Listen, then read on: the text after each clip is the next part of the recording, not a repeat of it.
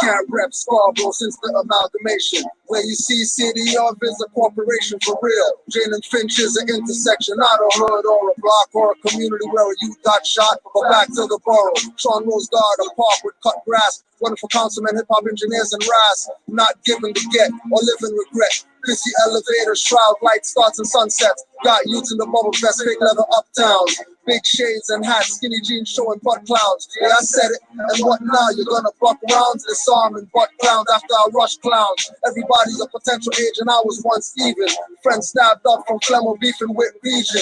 Ancestors protected me, driving from clubs weaving. Not to wrap my car around the pole, leave my mom's grieving. Repping colors and blocks and gang sounds we dying for. The innocent bystanders and sons you're crying for. When sons wearing that big hat, they call fitted and charged. I too done it, say the moral did it. Tell them the moral did it. Tell them the moral did it. Tell them the moral did it. Tell them the moral did it. Tell them the moral did it. Tell them the moral did it. Tell them the moral did it. Tell them the moral did it. Tell them the moral did it. Tell them the moral did it. Tell them the moral did it. Tell them the moral did it. Tell them the moral did it. Tell them the moral did it. Tell them the moral did it. Tell them the moral did it. The corporation of the city of Scarborough only own blue street signs with Toronto.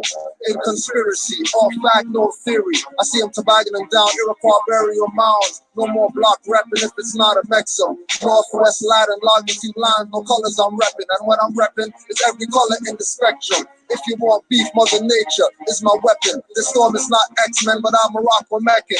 Big nose and big lips in the face section. What they repping is fashion from Gaylord Taylors. Thanking fake Christ for awards and they rain in paper. And using mind control, got the soul mental rapers. When you rep a block, become a gold scaper. Can't rep blocks nowadays, these codes of the streets. Got youths going to jail for gun clapping on peeps. Playing a role, or lay in a hole, or do some dead time. Government courts want your court for paying debt time. Make sure you rep the right block as a whole.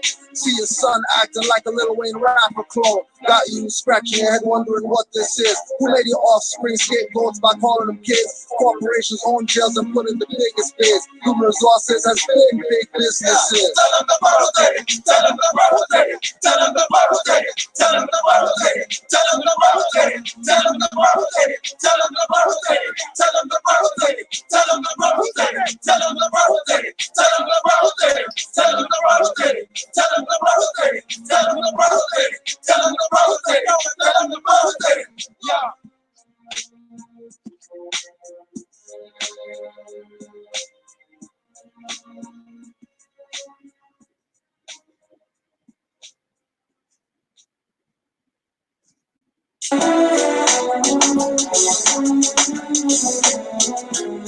Right away.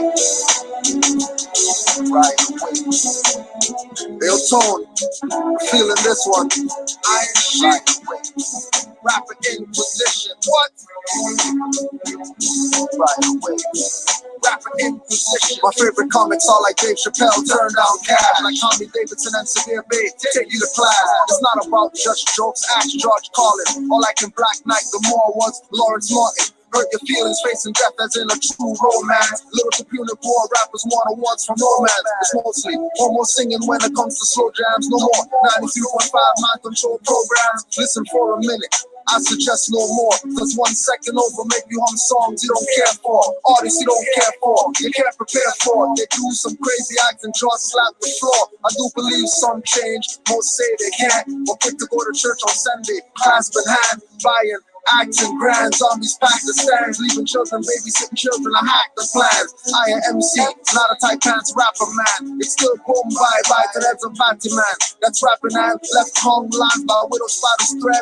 I flow like blowing smoke, I'm kinda red with no ECE. Put nursery rappers rhymes to bed. If they give a contract, soul, sign you're dead. Real MC, deeper than rap Aquaman. Blame a euro when I flow, not a cracker man.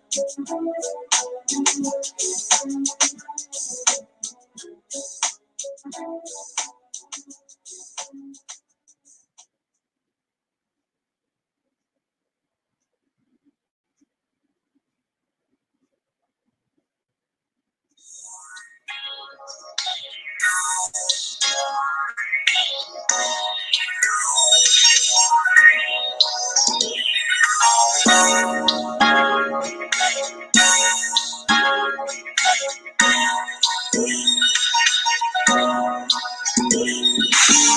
full life, not civilly more truth. Get vexation when I'm picking up more proof. MD&N movements. We play PlayStation. Real, unreal, staying animals. In full life, not civilly more truth. Get vexation when I'm picking up more proof. MD&N movement. We play PlayStation. Real, unreal, staying animation. How I'm living? Don't even ask. What I was given to complete my task. I'm moving slow, but my mind's moving fast. Wanna master ebb and flow, future, present, and the past. They say you don't need to know a lot. Wisdom is too vast. Nothing to show, they wanna see what's in the stash. Can't see my growth while I've been wearing all these masks. Wanna hear a quote? First shall be last. Consider us the GOAT, true leader walks the path. Hope you taking notes. We do it on behalf. Don't need a vote. Confidence is what I have. Chakras in my throat. Express, perfect the craft. Wanna rock the boat, trying to stir up his wrath. Everything they wrote, not true. You do the math. Huh? What? You do the math. Everything they wrote, not true. You do the math. In full life, not civilly more truth. Get vexation when I'm picking up more proof. MD&N movement. We play PlayStation. Real, unreal, staying animals. In full life, not civilly more truth. Get vexation when I'm picking up more proof. MD&N movement. We playing PlayStation. Real, unreal, staying animation. Some are living in color, like the Wayans brothers. I'm living stress-free and staying given to others. Karmic credit abundant, only dead in my life, minus the green weather in winter days and nights. I'm living prophecy, more with eyes wide open. Carry out the prophet's law by seeing and knowing. Man knows not by being told, I stay showing. Living by example, ancestors live through candles and drink good. Shrine cups stay empty. I'm living what I study, but not what ones tell me. Willing, able, and ready. I live sturdy and steady, walking the path of life with a hero medley. Ancestral forces protecting my steps. Live life every day full, it's like there's no more left. Living it right, not wrong, and higher self, not lower self. With one life to live, you owe yourself. In full life, not civilly more truth. Get vexation when I'm picking up more proof. MD&N movement. We play PlayStation. Real, unreal, staying animals. In full life, not civilly more truth. Get vexation when I'm picking up more proof. MD&N movement. We playing PlayStation. Real, unreal, staying animation. Hell, babe, proper person that's for life, baby. I'm Meridian's the camp and I stand first lady. Hey, they will label me crazy, cause I had the baby. Refused to give him vaccines, maybe. I've been reading up on crack fiends lately. Don't blame me, cause the times are up on us to take back ownership of land. Who own us? Nobody. No more, you've been knocking on the wrong door. And you rocking with the wrong core. Revisit info, reliving what's more. Ish, square and compass my forfeit. Black and white portraits remind me of why I never forfeit. Ancestors, not corpses.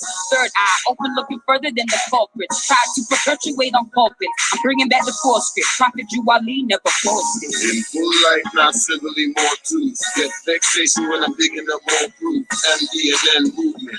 We play PlayStation. Real, unreal, staying animals. In full life, not civilly more truth. Get vexation when I'm picking up more proof. MD&N movement. We play PlayStation. Real, unreal, staying animation. Breath and thought? Why not? Sidelock, psilocybin until he gets homie bop my side. So smooth the way this beat that I rock. American, not from Plymouth stock. Who is he that gave the key that fits the locks? We call him Sheikh Sharif Abdul-Ali. Gave us the tools to help us set our minds free. From New Orleans, Mexico to Mali. He's that water in that deadly raw heat. Quench a nation, no small feat. No Euro step, no floor squeak. No disrespect to the Moor sport heat. Full crowd pack stand, sold out floor seats. Go for no less than 50K. 2 right, 5 left, don't deliberate.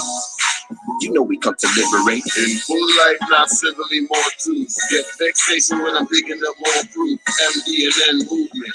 We play PlayStation. Real, unreal, staying animals. In full life, not civilly, more truth. Get vexation when I'm digging up more proof. MD and N movement.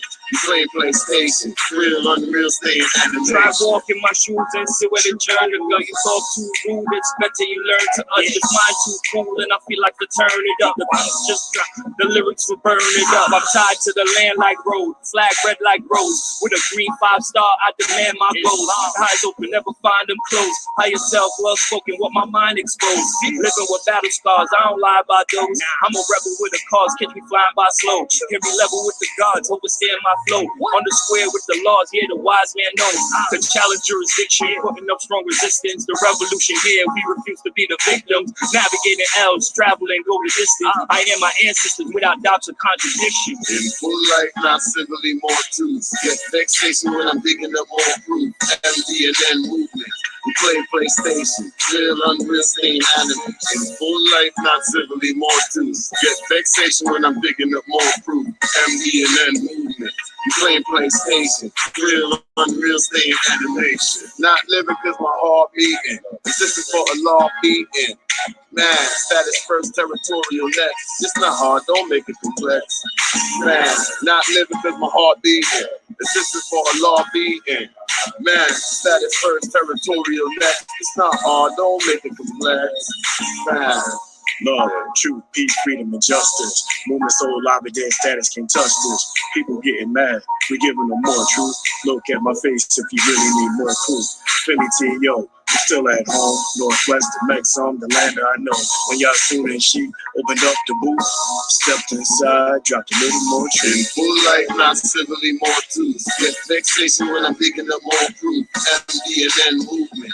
We play PlayStation. Real, unreal, staying animals. In full life, not civilly, more truth. Get vexation when I'm digging up more proof. MD and N movement. We play PlayStation. Real, unreal, staying animation. Shinobi had to hop in the booth. Scoring 3 points, I got 23 on my shoe. I'm spitting fire in the booth. You know I'm sharp like a tooth. They always laughing, but I know that I got nothing to lose. 5 principles, you know what they are. Love, peace, truth, freedom, and justice. All these haters can't touch us. All these lame ass niggas got me feeling too nauseous. Round me better be cautious, cause you know that I kill shit. Pita, pata. Step up to the plate, get time the next batter. Kundalini rising as the beat gets fatter. Walk the silence as the critics. Shut up all them that are smooth, bringing the peace. One among them scatter. Them standing on the square, I'm in a circle on the scatter. More freaking old truth.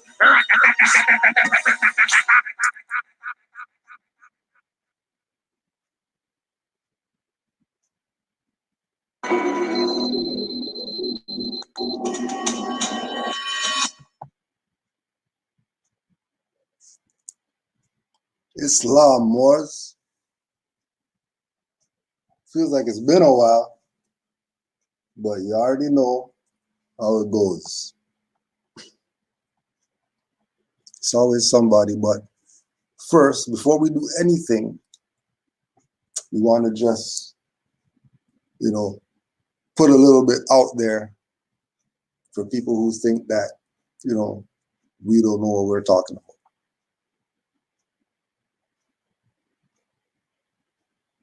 Because they really think Moors don't know what we're talking about.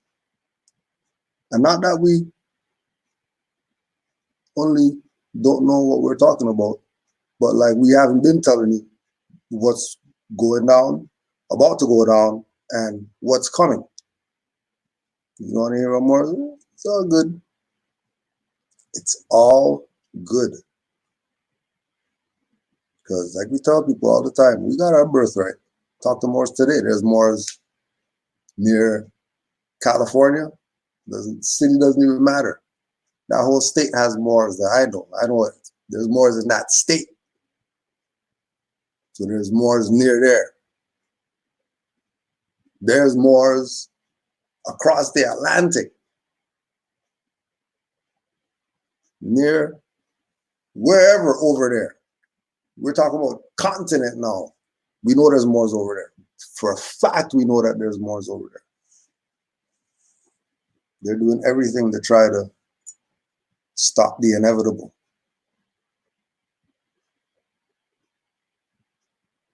They're doing everything in their power to stop the inevitable. And it's all going to come back on you people who you don't want. You're playing around with nationality and birthright. All right, let's see what's going on when the door knocks and who you're going to say you are. It's going down right now. It's not about to go down. Something could happen or whatever. It's going down right now. But it's only going down in Truman Show.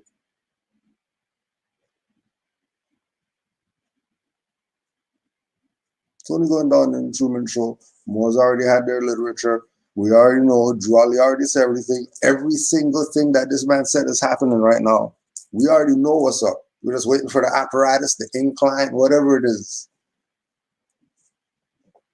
Because we already know what's up.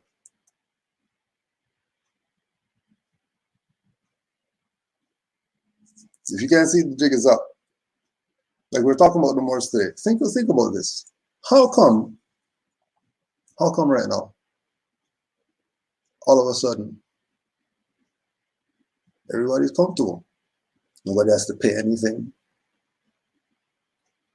Nobody's working, but they're going to pay people's wages. You ever think about that? You just strike you odd. And then if they could do that, why don't they just do that all the time? So everybody could be, because obviously you look out the window, stuff's running outside. Nothing stopped. Like they say, it will stop, and then everybody freezes. And then you're stuck in the position that when the system fell, and then when it starts back, then you start walking again, and you think, and then 500 years went by. So man is mind. It's the only thing man is. As soon as man turns into the guy behind the pole, shooting back at the mind is gone. Mind has no control. It's part of the system now. So just because people think it's just Moors and all that stuff, only we're talking, so we're sovereign citizens, can we talk like this? All right, okay, cool. Let's just hear from somebody else just to check. Because more than likely, when it comes to our people, more than likely, they'll listen to a European. They'll definitely listen to a European before they listen to Moors. Guarantee you. So we're going to play your boy, your God, and you make the decision whether your God or what Moors say. Your God or what Moors say. Because we have your God's literature. And your God is on the side of the Moors. So if synagogue of Satan and created people and hybrids and all that stuff, then that's the enemy. And then what you've been doing has never worked ever. And you have documented fact of all your leaders who tried all the different BS that didn't work, just ended them up where they are. And you, where you are. Still trying to find a way because the struggle continues for the black man and the African, whoever. BS. There's only one way out. Because you tried everything else, nothing else worked. Maybe it's time to hear what the Moors are saying. Take one day. You know how you could just say, oh, vegan and fast and all that stuff? Like, do that with nationality information, history, everything else about the Moors, and see. Just see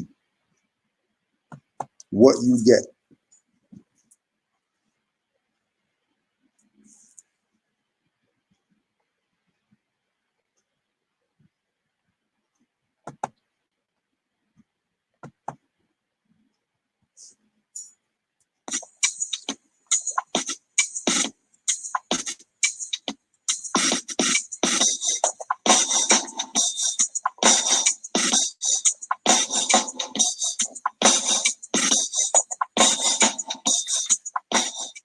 what about these? What about the theory that these? I mean, that these Masons are also wear a fez?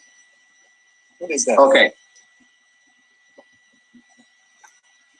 Moors should be the only ones wearing a fez. Yeah. It's because they're tasseled. Hold on a second.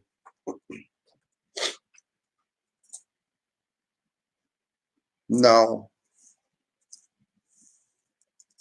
this is the European guy, 2016, told these people in March,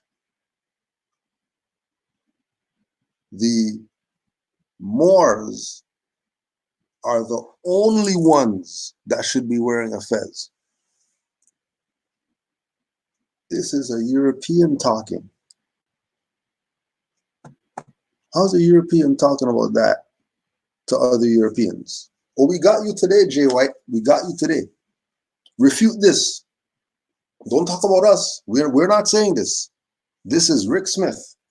You get his information for you. You could go to ufoteacher.com if you want to talk BS to him. Go right ahead.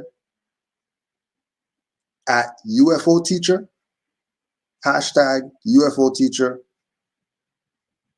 hashtag Richard Smith. The name of the book is The Moor, the Mason, and the Alien.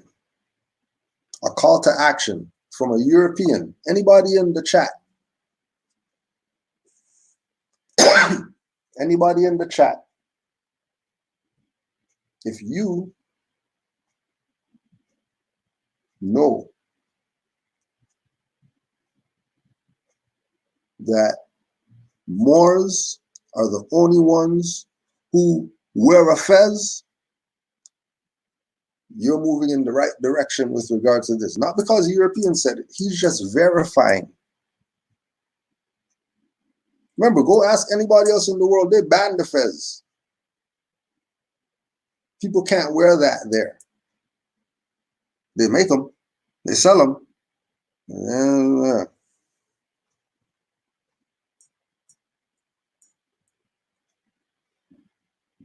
And when we wear our fez, people are looking at us like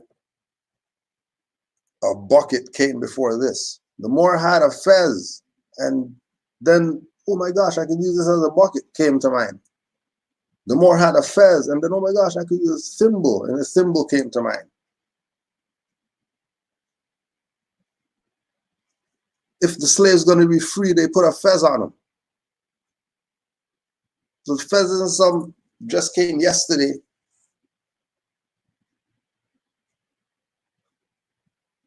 The fez is ours as Moors.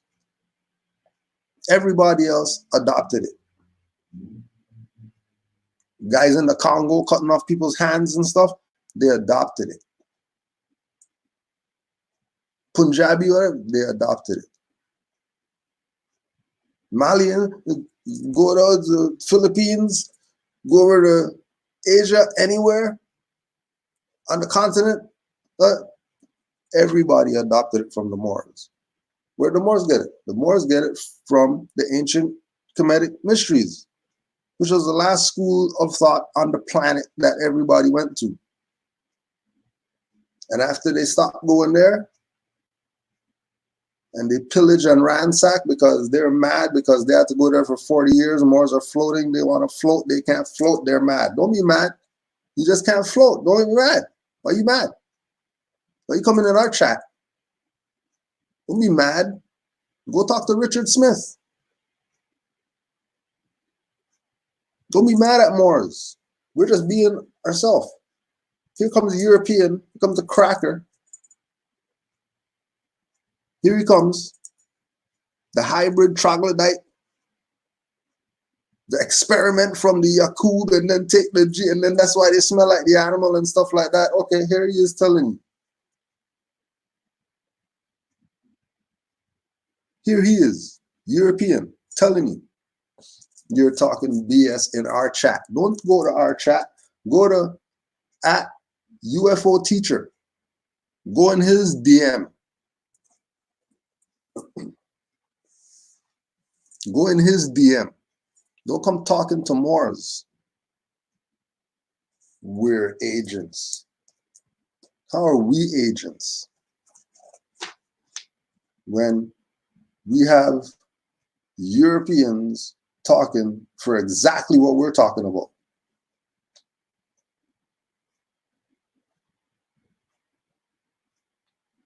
Right? He knows what's up. Page 184. He knows what's up with him. Mother Earth watched every move made by the Shetu regime. As the children of Earth were being decimated, she was carefully absorbing the Archon tactics, learning how to beat them at their own game. This resulted in the atom shining of the lamp of illumination on a brand new glimmer of hope, Almoricanos. Known as the dirty colonists, they were seen as a separate breed of pariahs, half Moor, half Mason, perceived as a polluted mixed breed. They would always be shunned by the white Masonic elite as something as less than zero. This was the loophole Gaia needed. By the time an action plan had come through the pipeline, the Iroquois, the Montauk, and the Lenni Lenape already knew what was going down. It was a tremendous risk to take. How would the dirty colonists react? What would their intentions be in the aftermath? Many colonists known as patriots were steadfast cronies of the Eurocentric white supremacist mentality, while others were not. Those that weren't were known as the loyalists, for they had remained faithful to the covenants, pacts, and treaties of the original Native American matriarchs of the Moorish legacy, the clan mothers.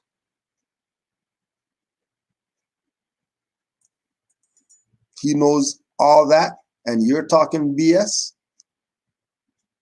Whether I'm a migrant, whether I came out of a hole somewhere, whether lightning struck a spot and my hand came out the earth, don't talk about stuff that we're not talking about. Debate the Moorish legacy, like the European just told you.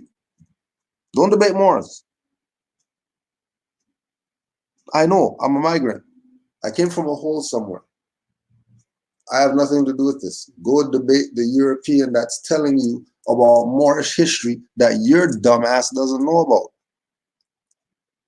Because you're too busy watching people on YouTube instead of going and studying and having books. I have his book. I'm not just watching some video I seen on YouTube. I also have the book to show you.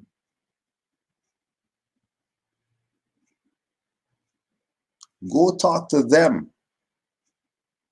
These modern Europeans who are doing more work than any of these Negro sellouts that you call your black, African, whatever leaders. Because they at least have enough balls to talk about the Moors from the proper perspective. And they're not cowards. Right?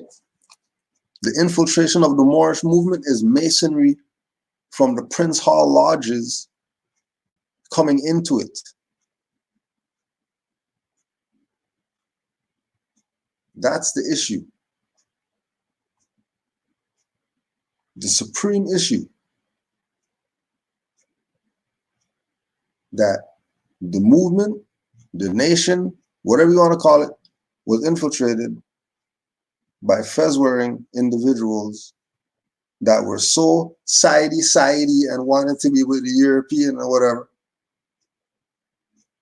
Right, the crossbreed, the Moor and the Mason.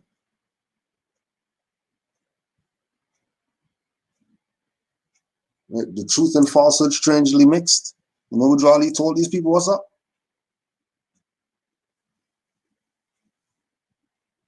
The Moor, the truth, and the falsehood, the masonry, strangely mixed to create what you have today.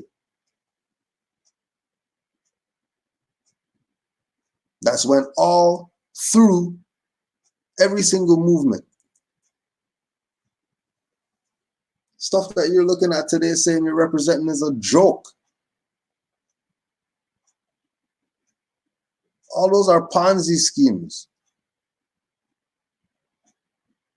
People look at what we're doing and say, oh yeah, the organization of the, no, this is nationhood. The organization is just a part of the nation.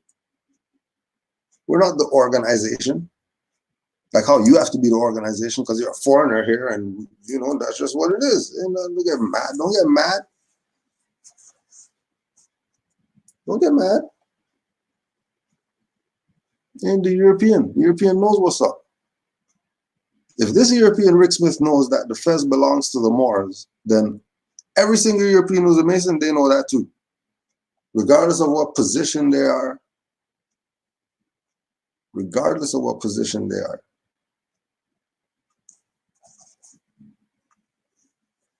Right.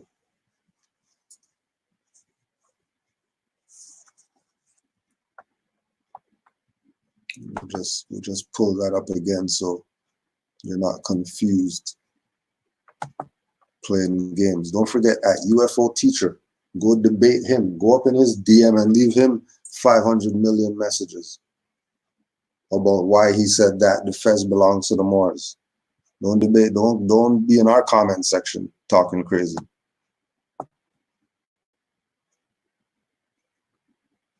What about the theory that these Masons are also wear a fez? What is that? Okay. Moors should be the only ones wearing a fez. Yeah. It's because their tassel can go 360 degrees, right. And they wear it at the 33-degree mark. Right. When they go to these conferences and they all meet up with each other, and they, it's a way of smearing it in their face, like, well, you guys can only go to 33 degrees or 32 degrees. Of course. You're stunted. You're limited. You're frozen. And you're a bunch of freaks. Yeah. So that's what that's all about. If you see a Mason wearing a fez, one of two things is taking place. Either they're about to jump ship and leave that Masonic lodge, or they're pretending to be something they're not and following in the footsteps of stealing someone else's history. What are you talking about? What do you mean? This is why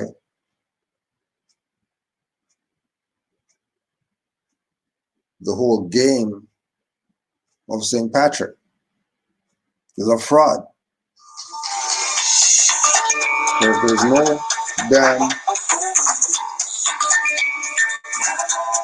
there's no damn snakes in Ireland, who's he chasing out of somewhere? There's no snakes in Ireland. St. Patrick's not even from Ireland. The hell does it? What are you talking about? Parading down the street, green beer and stuff like that. What are you talking about? Something else is always going on that we weren't privy to because our dumbass doesn't study. We want to listen to Negro leaders and follow them with their everything. Everything is gonna save you, but they're not telling you that they're putting you right under the jurisdiction of civil rights. So these people could have jurisdiction over you. And then you have no jurisdiction over yourself. Because you're taking the position that you think that this is about some type of club or something. And you join up, and then when you get the secret ring, then now you're really a Moor because you got the secret ring. It came out of the wall bookcase. This is about birthrights. About 4 people call me.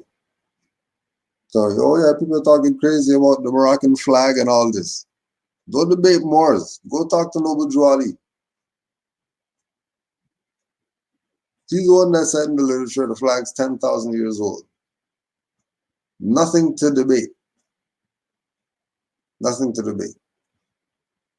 Nobody else ever said that. No one else could even prove a claim for the flag that they have. We're not talking about the world people. We're talking about the people who fake that they have a flag. There's a banner somebody just created.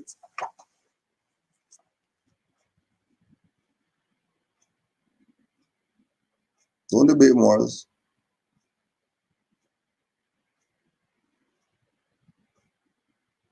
Don't debate morals.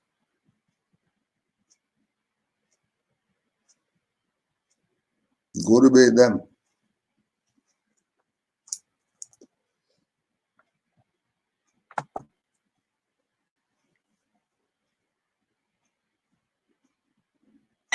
Okay. I would prefer to think that the glass is half full and that they're waking up to the truth and getting ready to jump ship and come to the other side. Yeah. Maybe that's why. Because there are a lot of Black Masons that since the 1960s, I found this out from a Black 32nd degree Mason. Since the 1960s, there was a huge, huge schism between the Prince Hall Masons and the Illuminati Masons. Yeah. Okay? Because why was that? Because of the assassinations that took place in the 60s. Yeah. Yeah. Okay, think about it. You got a Black man who's fed a whole bunch of lies and propaganda and horseshit by his white masters that he's equal to his white master, he's allowed to sit at the same table, even though he'll only be 32nd degree, and that he'll be taken care of. Well, then he's looking on TV and he's seeing Malcolm X lying in a pool of blood. He's seeing Martin Luther King lying in a pool of blood. Medgar Evers shot dead, okay? And all of a sudden, that's a wake-up call to him. Wait a minute. You know, you said we were going to be taken care of. Doesn't sound like somebody got a deal. What do you mean the Europeans said in your land that you're going to be taken care of if you join our stuff? What do you mean?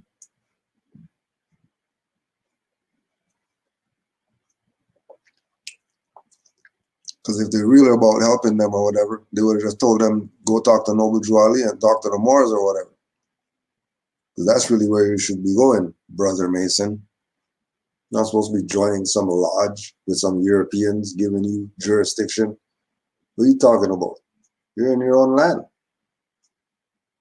You're not a foreigner here. Why is a foreigner giving you jurisdiction in your lodge? Benjamin Banneker and all that stuff, you're talking crazy? What do you mean?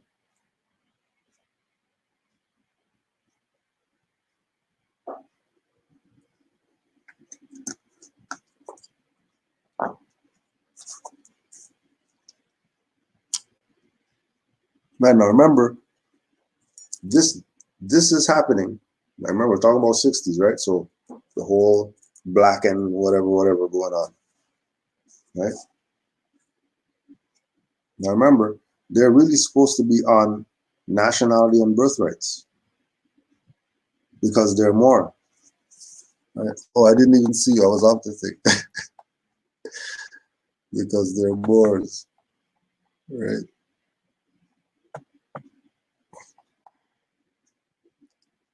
There's a lot more apologies.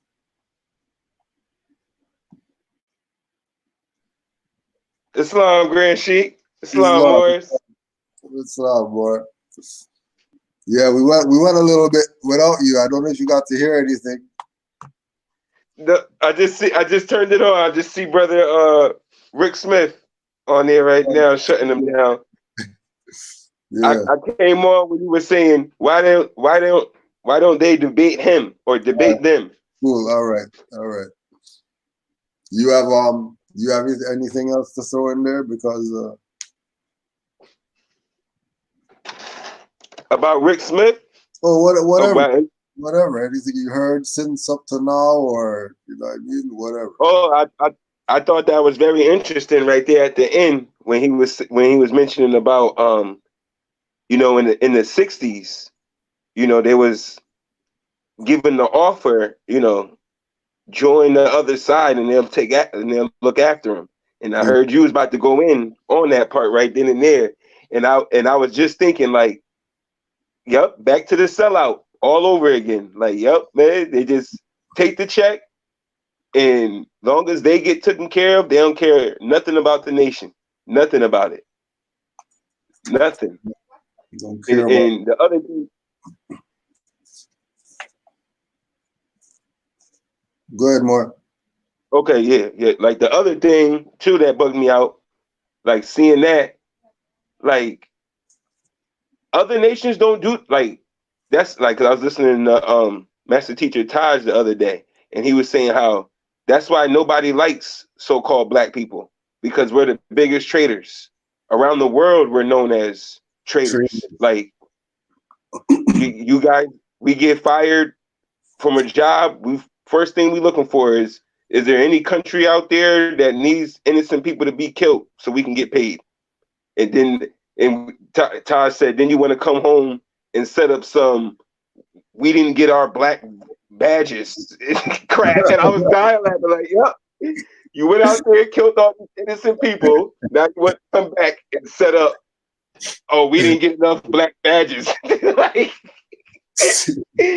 no, you went killed people that look just like you, like when Muhammad Ali told him, yeah, you know, kill my brother. I'm not gonna go right. I'm not gonna go kill my brother. And then when you go look at the pictures of the people in Vietnam, it was just Moors. In so-called Vietnam, it was dark-skinned Moors over there that they went to go kill. And then you walk around. I'm pretty sure everybody in the chat, you walk around your neighborhood, you see all these old so-called veterans happy that they fought in the Vietnam War. Like they still got all their stickers on their conveyance. They got all the badges on their jackets, on their hat, the pins, and everything. And you just sold out. That's all that means. But they're trying to Unfortunately. Right. Unfortunately, you sold out. You thought you were doing some good for the country, whatever, but you sold out, basically. Like the mother say, knowingly or unknowingly. No, because ain't nothing wrong with joining the military if you know what you're fighting for. If you don't know what you're fighting for, then you're playing games or somebody's playing you. Of course, the European got L's and B's because that's the name of their lodge. But you're caught up in some fiction that masonry is some, you know what I mean, what David Icke said or whatever. That's not masonry. If they have Masonic jurisprudence, trust me, masonry isn't some go in the coffin or whatever. No. You just go look it up. Ask yourself the question, how come there's Masonic jurisprudence? Like, why is there a book on the jurisprudence for masonry? And jurisprudence is the science that treats positive law. You tell me these people don't know what's up? Europeans got L's and B's because they know who they have to pretend to be in order to rule the world. They got to either be the Druids or be the Moors. That's it. No options. The difference is that Jews not a nationality, it's a thought process. So if you're a Jew, you're still a Moor. So Harlem had the Moorish Jews because they weren't dumbasses. And like I said, I know I'm not going against you. I know that I'm a fake. I'm a migrant and I came from Jamaica. I came from the gully in Jamaica. I'm a migrant. But don't debate me. This has nothing to do with my migration. I could have came out of an egg. Still doesn't matter right now.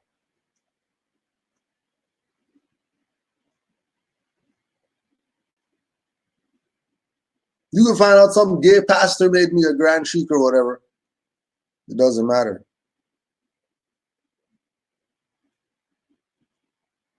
Debate what's being presented. Stop playing games. Empire's not gone anywhere. What there's no Moorish empire. And Moors are talking like that? Tripping. What do you mean? You mean migrant? How somebody from the Americas migrating to America? Dumbass. How? I'm from everywhere on the planet. How am I ever a foreigner somewhere? How? Because I know you guys are playing games. We're not out here like we got some type of superior or whatever because we're Moors. No, we're just saying, yo, go debate the European. He's telling you. You know, this whole time we haven't said anything that Moors deal with. We haven't talked about no Buju Ali. We haven't talked about no Marcus Garvey. We haven't talked about none of that. How we talk about this European and fezzes? And how come he knows and what the hell's wrong with you people? And there's the thing. And don't forget, we have shut off power now.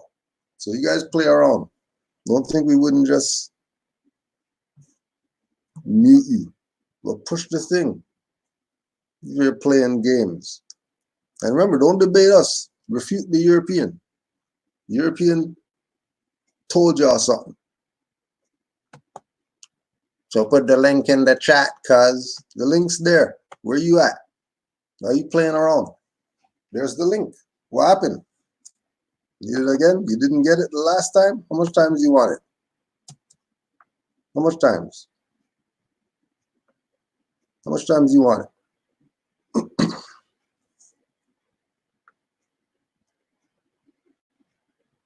So we know y'all playing games. That's how much games you guys are playing. Just so you know how much games you're playing. And we know that you're playing games. This is how we know. This is how we know you're playing games.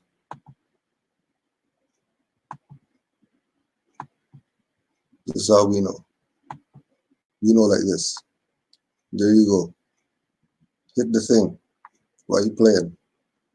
You know who we are? You don't know who we are. This is birthrights to us. This is not a club. We're not the Mason guys that you guys been dealing with. We're not the Mason guys that you've been dealing with. Talking crazy. Let's go. Hello, hello.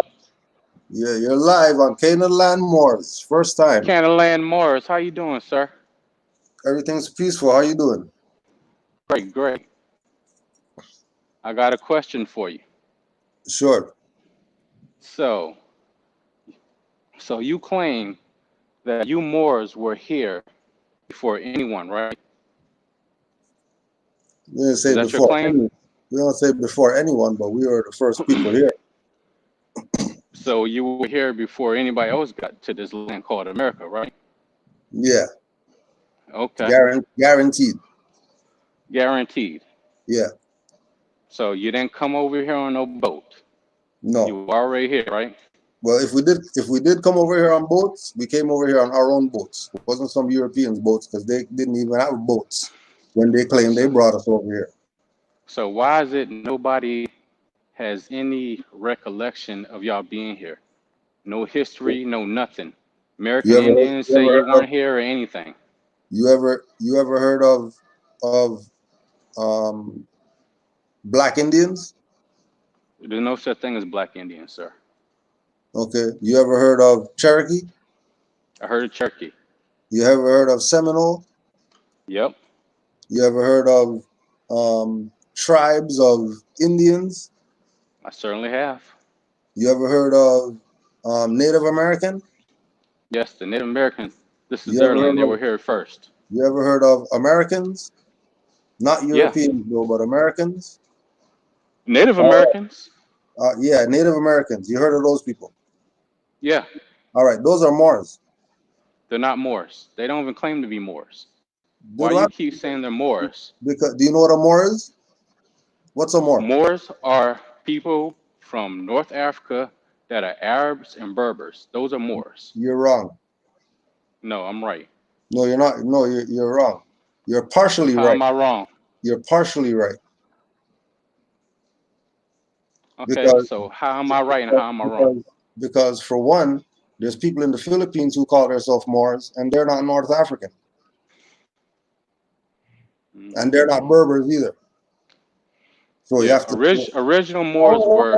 hold on, don't go too fast. Slow down, because you made the statement that a Moor is a North African and a Berber and an Arab, and I Yeah. told you that you're partially right, but you're also wrong, because there's Moors in the Philippines that aren't those things, and they call themselves Moors. Yeah, but y'all just claim to be Moors and you're not. Don't debate me. Go debate the people in the Philippines who call themselves Moors. I don't know any people in the Philippines. Well, I know that you're on this show, so then I called to debate you. Then your argument is mute right now. You have to move to the get next a Philippine on the phone that's a Moor and I'll debate him too. But right now I'm debating you. You have to go to the next subject matter now, because you got checkmated. No, I didn't get checkmated. You can't answer the question.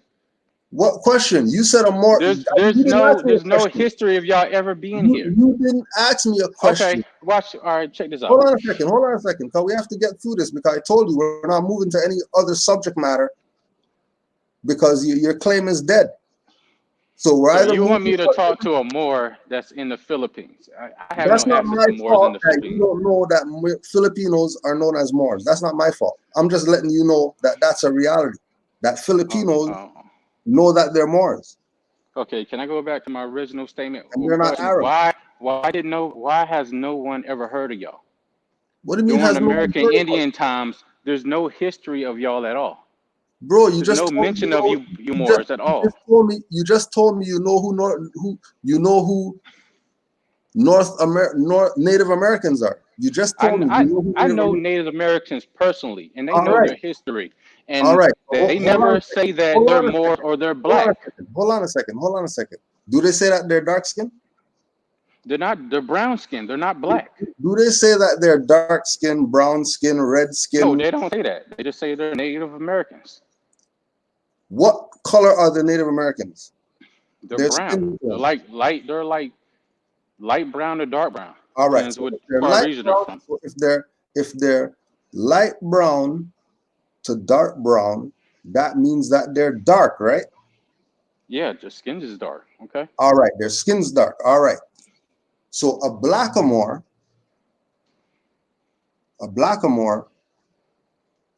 is especially an African Negro, but any dark-skinned person. Remember, they don't claim to be Moors. I don't care what they say. I'm just letting you know. You should care what they say. No, I don't have to care what they say, because you're making somebody something that they claim not to be. I'm telling you that Moors are Native Americans. You're telling me that Native Americans didn't call themselves Moors. Native Americans didn't call themselves Arabs, but they spoke Arabic. No, they didn't. What are you talking about? No, they didn't. Native Americans spoke Arabic, but they never called themselves Arabs. But they spoke Arabic. So what are you talking about? No, those different tribes had their own language. They didn't speak Arabic. Tribes and whatever like that. I'm telling you. I know them personally. I got a friend. He's a Native American. No. Jay White, it's a documented fact. Documented where? It's a documented fact. Again, don't debate me. Go debate your Aboriginal Indigenous. No, I'm debating you. That's why I called you, to debate you. No, you can't debate me, because you're not in my league to debate me. This is not a debate. I'm killing you now. You can't prove anything. This is not a debate. American Indians never say that they're Moors, and they never say they're dark skinned or black. They never claim to be that. Y'all claim that they're Moors. They don't say that. I'm telling you. Explain that to me. Right? I'm telling you that there's nothing to be explained. You already got trumped already. There's nothing. You can't explain it. There's nothing. You can't explain to me why American Indians don't claim to be Moors. They never say they're Moors. Go ask an American Indian that. I'm not American Indian. I asked one. I got a friend. He's American Indian. I said, "Are you a Moor?" He said, "Hell no. Those people still are. They're trying to steal who we are. They're not from this land. They know their history. They know the history going thousands of years back. Y'all weren't here." So let me ask you this. Right? Fezzes are is something from Moors, right? Yeah, I don't really know anything about feathers, so you might get me. Oh, I don't know anything about pheasants. Okay, so No, you I don't. Why do I wear those feathers? It's not about wearing feathers. Native Americans wear feathers. Does that mean No, they that they're don't. Moors? They don't wear feathers. They wear headdresses. Don't wear feathers. Oh my gosh, you need a slap to the face. That's what you need, because you're asleep. You're gonna slap me in my face. Yeah, you're asleep. Hold on Because a second. I'll need put you to on wake mute up. for 2 seconds. Hold on. You need to wake Hold on. up. Hang up. Hold on.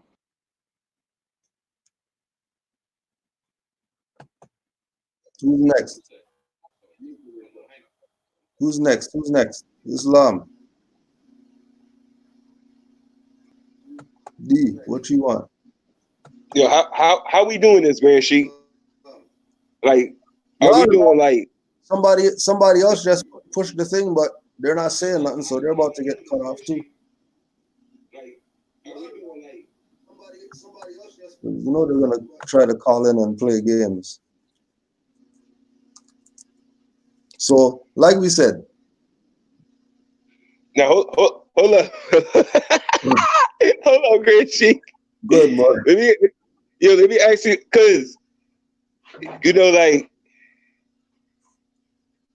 cause I'm sitting in the background and I'm like, okay, how do we do this? Because it's like you're talking to incompetent people who don't know what words mean, and then people who don't care to think what words mean. You know, like you're telling him straight up, like you asked him, what's the definition of a Moor? You told him, you gave him a partial answer. So therefore you're not qualified because you don't even know the whole definition is of a Moor. So now you're not qualified. But he's still trying to get in what he's saying. And I don't get that. Like, no, you're not qualified. You don't know the whole definition of the word Moor. And then when you told him, like, there's Moors in the Philippines that call themselves Moors, and that's not North Africa, or they don't call themselves Berber or Arab. So like automatically, you have no claim now. No, none. I don't even get what was all the other questions now, because you don't know what a Moor is. Obviously, you don't know. And if you don't know what you a don't Moor even know what a Moor is, what more this and more that and more whatever, when you're not even claiming to be a Moor, how are you gonna talk about? Oh yeah, I know about the Chinese history and the whatever, and you're telling me that in English? Get the hell out of here. And my other thing too, with them saying he asked the Indian or Native American or whatever, and they didn't even call themselves, and like basically he wants us to explain that, and I'm like, man, there's a whole nation of people that call themselves Negro, colored, Black, African American.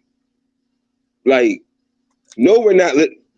So when they say that, those people say that they're Native American and we should ask a Native American. No, that's colored. A Native American is colored, just like a Black person is colored, just like African American is colored. Those you're calling it, all of those people, they know they're not that. They know they can't be that in law. In law, you cannot be that. You can't. You just can't. And I think that's what the main problem is. Like, once we've been through it tons of times. We go with a definition of words, and once we put the definition of the word, they act like they didn't hear the definition, and they want to keep on arguing. No, the argument's over. We gave you the definition of the word. Argument's over. All right. Oh yeah, we got another one now. We got root word now coming to try some BS. No, I don't never come on nobody's channel and be disrespectful. I know how to, even if I do or don't, I'm gonna treat them with respect. Respect. So respect who your Islam. Whatever, I'm a migrant. Don't talk about Islam stuff. Okay, and if you're gonna start, I thought you was a master teacher or a sheikh. You're playing games. You should have peace, bro. You've been playing games. No, you've been playing games because you call us niggers and you know you a migrant. So don't talk like a white man. That's why. See, you talk like a European. You're already disqualified. Okay, you call me a nigger. Do you call us niggers? We're just called. I call diggers who are diggers. Nas call you niggers. You a migrant? I'm gonna get mad. Not Nas when Nas called you nigger. Conversation, Cujo. How come when Nas called you nigger, you didn't get mad? How come? Who? How come when Nas called you nigger and all those rappers call you nigger, you don't get mad? No, they don't call us niggers. You see, that's what I'm trying to say. You don't they don't call you, or they don't call you nigger, huh? Or they call you an acronym. They call you Nagas. That's what they call you, huh? They call you. Are you gonna let me talk? I'm not gonna come up here and be No, this is our stuff. This is our stuff. You don't get to talk till we say you can talk. This is our stuff. No, I'm on my live channel too, Cujo. I'm on live right now showing. It's matters not to you. Look what you're here for. Look what you're here for. Look, I'm here to build with a person saying that they're a Moor. And then I'm dark skin. I'm a Moor. What do you mean? You can't make me be a Moor. Dark skin is an adjective. Let me ask you a question. How are you gonna make me not a Moor? You won't let me answer it, Cujo. How are you gonna make me not a Moor? Make me because not a Moor. you're an immigrant. Make me not a Moor. You a Canadian that migrated from. You asked me a question, but you won't let me answer it. First, you migrated from Barbados. So you had to sign a piece of paper. And you had to sign a piece of paper. Hold on a second. Prove that I came from Barbados. Prove that I came from Barbados. That's my question. Okay. Did you come from Canada? Did you come from Canada? Don't ask me questions. Don't ask me questions. I'm telling you. You said I came from Barbados. I'm telling you. You told me you came from Barbados. No, you told me that. No way. You told me that. You're lying. Now you're lying. I'm lying. Now you're lying. Bye, Felicia. Bye, Felicia. Bye, Felicia. Because you guys think this is those guys' channel. You guys make no sense, like the chat saying. No sense. No sense. Don't forget, we have the hang up button. So make sure you hit the. Oh yeah, before I forget, for all you more haters out there, there's the link in the chat, and there's the link going across the bottom. Let's see who pushes the link. All you Aboriginal, whoever's, all you people. Lines open now. Since people want to be crazy. People want to be crazy. Let's go. You guys should be worrying about how you're going to get rid of all that bread. They're coming on here messing with us. Fucking crazy.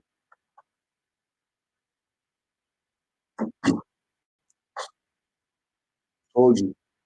You have the hang up button. Playing games. Only playing games. And I don't know if you want to do the phone or if you want to do the phone, then just text me. We'll just do it that way. If your thing is tripping. All right.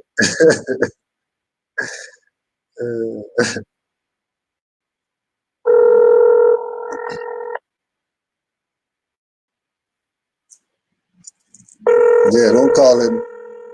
Go read your Circle 7. And don't forget, you still have to prove that I'm from Barbados. I ain't finished with you yet with that. Make sure. I'm just gonna have to mute up some people playing around. Okay, so let's see what he's saying now. Okay. Yes. So you have a second try now. Now let's go. Prove that I came from Barbados. Hey, Cujo, you gonna cut me off, motherfucker, or you gonna let me talk? Prove that I came from Barbados. I got my live channel on too, Cujo. Prove that I came from Barbados. You told me you came from, nigga. You ain't gonna tell me what to talking. You you're lying. Lying. Can I talk for a second? Nobody from Canada is from Canada. Where are you? Lying. Lying. Saying that earlier, man. It's love, man. It's love. Here's a real more now. Here's a real more. It's love, man. This is crazy, bro. Why, bro? Look. I just want to say that. Why get on somebody's platform? You know what I'm saying, with the foolishness, you don't go on somebody's platform, and if you don't agree with them, then you don't agree with them. You know what I'm saying? Because guess what? You got the right to do whatever you want, just like anybody got the right, provided you don't violate somebody else's right. Yeah. That's crazy. Yeah. You know what I mean? Because, and again, we're going back to the point again, don't debate Moors. Go talk to the European who knows that the Fez belongs to the Moors. Go talk to him. I already told you. At UFO teacher. Hey, go talk to somebody in Turkey. Go to Turkey and go talk to them. Go fly to Turkey. Don't get mad. Don't get mad. So this is our platform. This is not anybody else's stuff. Who else was talking crazy? Let's see who else was talking crazy. You ready now, Shitty Gang? Shitty Gang, you ready? Shitty Gang. Yo, what's up? You hung up on me. Yeah, I know I hung up on you. Yeah, I seen you went and got the little homeboy, another little fake Moor. Hey, I know that I hung up on you. Hey, homie. Back to what I was saying. Explain to me why. Hold on. Before you even start, right? Okay, recognize that there's an actual moderator that used to have their own show and all that stuff on here. So you have to hold your corner. You have to hold your corner and wait your turn. The more didn't even get to say anything yet, and you're jumping and you want to say stuff. This is not those other people. I thought I was first. No, we go ahead first. We rep our own here first. We rep our own here first, and you just wait your turn. Sorry for the rude interruption, brother Amazite. Hey, I appreciate it. Look, brother. I just want to say this, bro. Now you on the show, you on the panel, bro. Let me explain something to you. I don't know you. You never saw me on this platform, but I'm on these videos, right?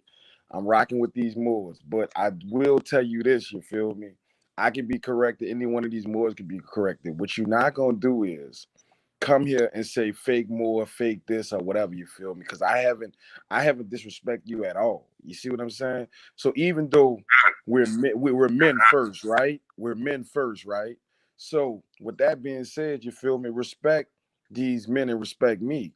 Second of all, we Moors, whether you unconscious of that or whatever, you feel me, at the same time, the melanated brothers, sisters, whatever, how you want to slice it, the first government and the first royal people and the only royal people on the planet will be the brown-skinned, copper-tone, woolly hair people, right? So as royal blood nobles, as heirs, however you want to slice it, spice it, say it, or whatever, you feel me, respect me. I'm Amaziah Ramonda's babe, bro. Whether I'm on his platform, you can ask any more. I really don't care about the social media. And what I'm saying is I'm in the streets every day, bro. You understand what I'm saying? So what I'm saying, I humbly yield the floor, but you will respect this panel, you will respect me, and you will respect these ancestors. Now, you can say whatever you want to say, bro, but be respectful, bro. Because guess what? Two mountains will never meet, but people will. And I'm not threatening you. I'm just saying, bro, I'm not one of them Moors, them temple Moors or whatever that be playing like that, bro. I'm going to give you a respect, but at the same time, be accurate with the facts. It's not who's right or wrong. Be accurate with it, man. And you're on a Moor platform. So know that that's what it is.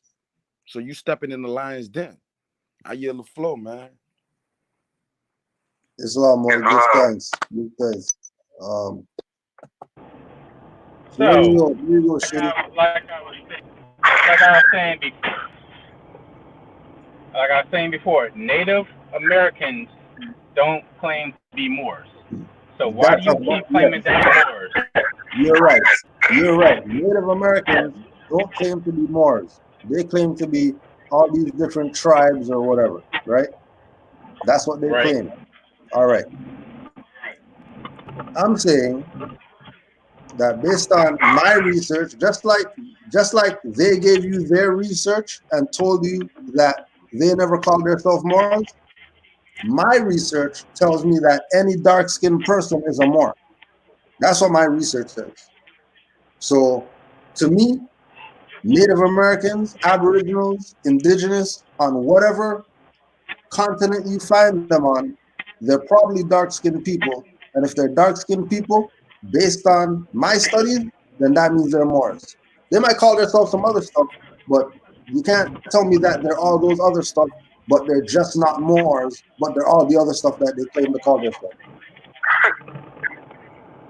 Your research is inaccurate. Say again? Your research is very inaccurate. Yes, it's very inaccurate. And it's How also is it inaccurate because how is it inaccurate? blacks did not come to this land until slave trade. No.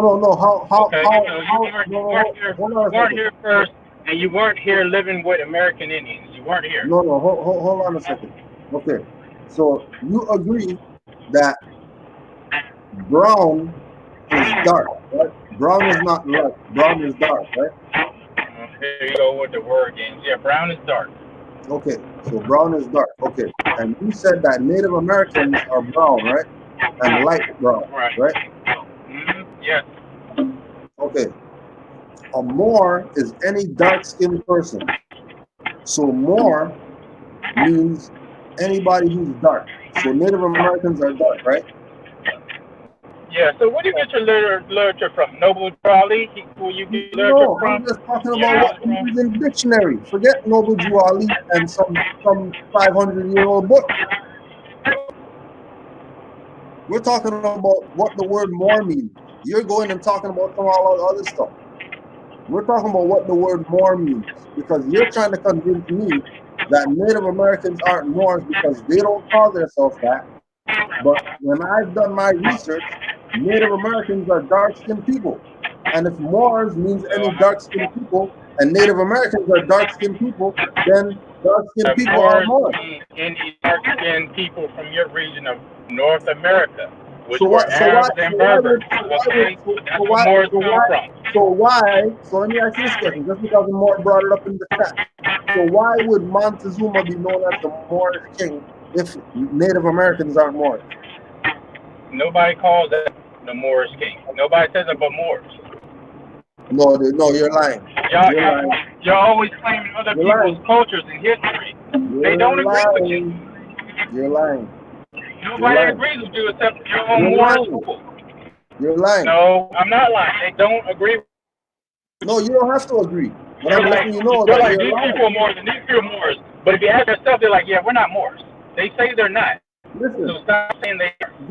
If they say that they're not Moors, I bet you they're under the Bureau of Indian Affairs. And if they're under the Bureau of Indian Affairs, then they're no different than any other nigger.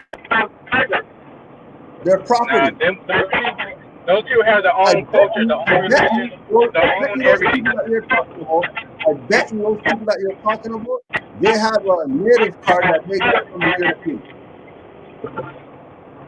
I bet you. I bet you that the people who you're talking about that you're telling me are the Native Americans, I bet you that they have a card that their card came from the United States. It didn't come from their indigenous government. I bet you.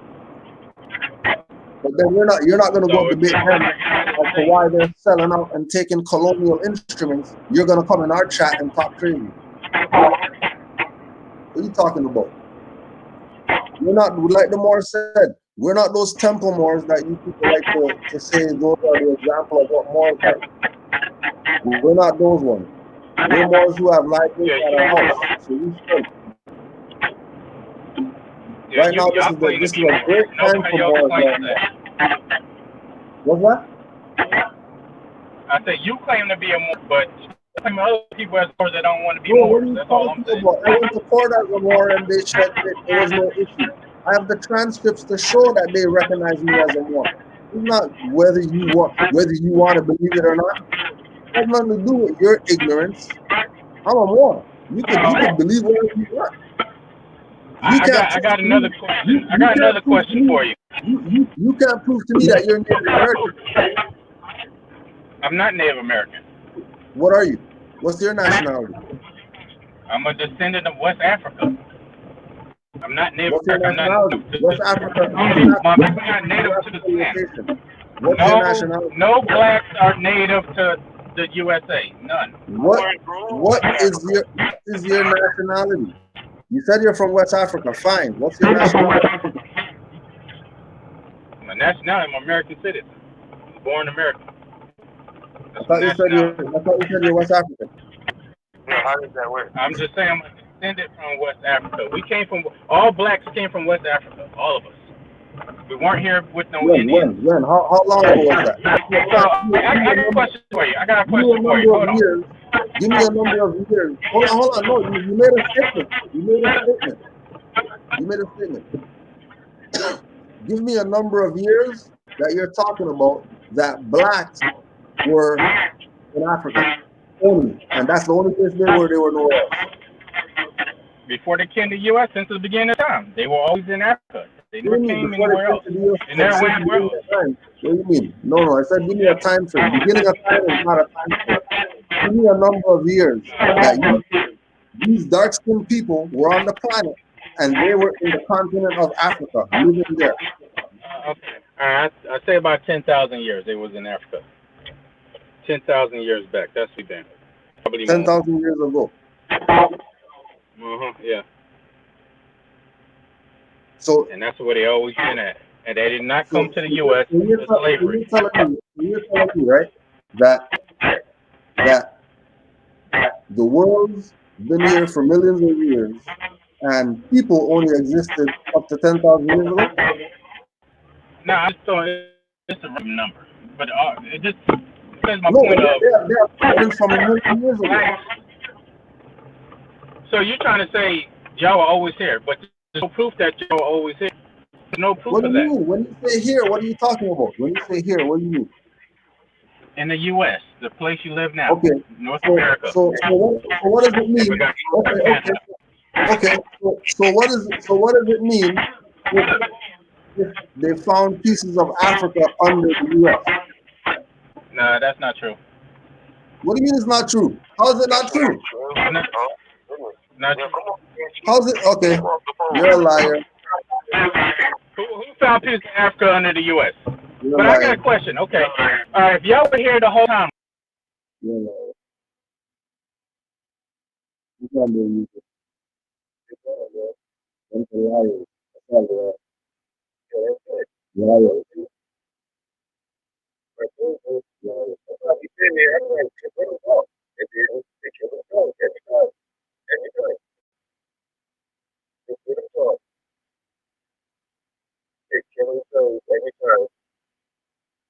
In the chat, it's the thing.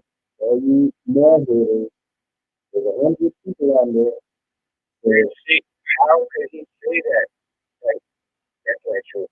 Hey, what do you mean? Yeah, you just pulled that out of a magic hat or something like. What do you mean? That's not true. Yep. Who are you? Who are you? Here's one. Let's get this boy again. Yeah, you go in the chat. You just go out in the chat. It's a lot more.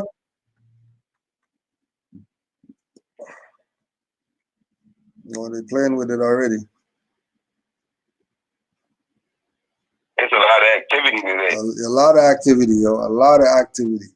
The stuff you know that everybody in the house they got the coronavirus. Everybody got to stay in the house. They bored.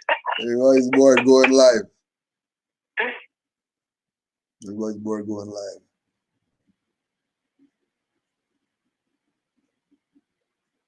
I know it's playing games out here, man. Yeah, he was voting. Yeah. I'll try to pull him in again. It's freaking. Oh boy. So, Northwest Africa and all this crap. And our people came from Northwest Africa and all that crap.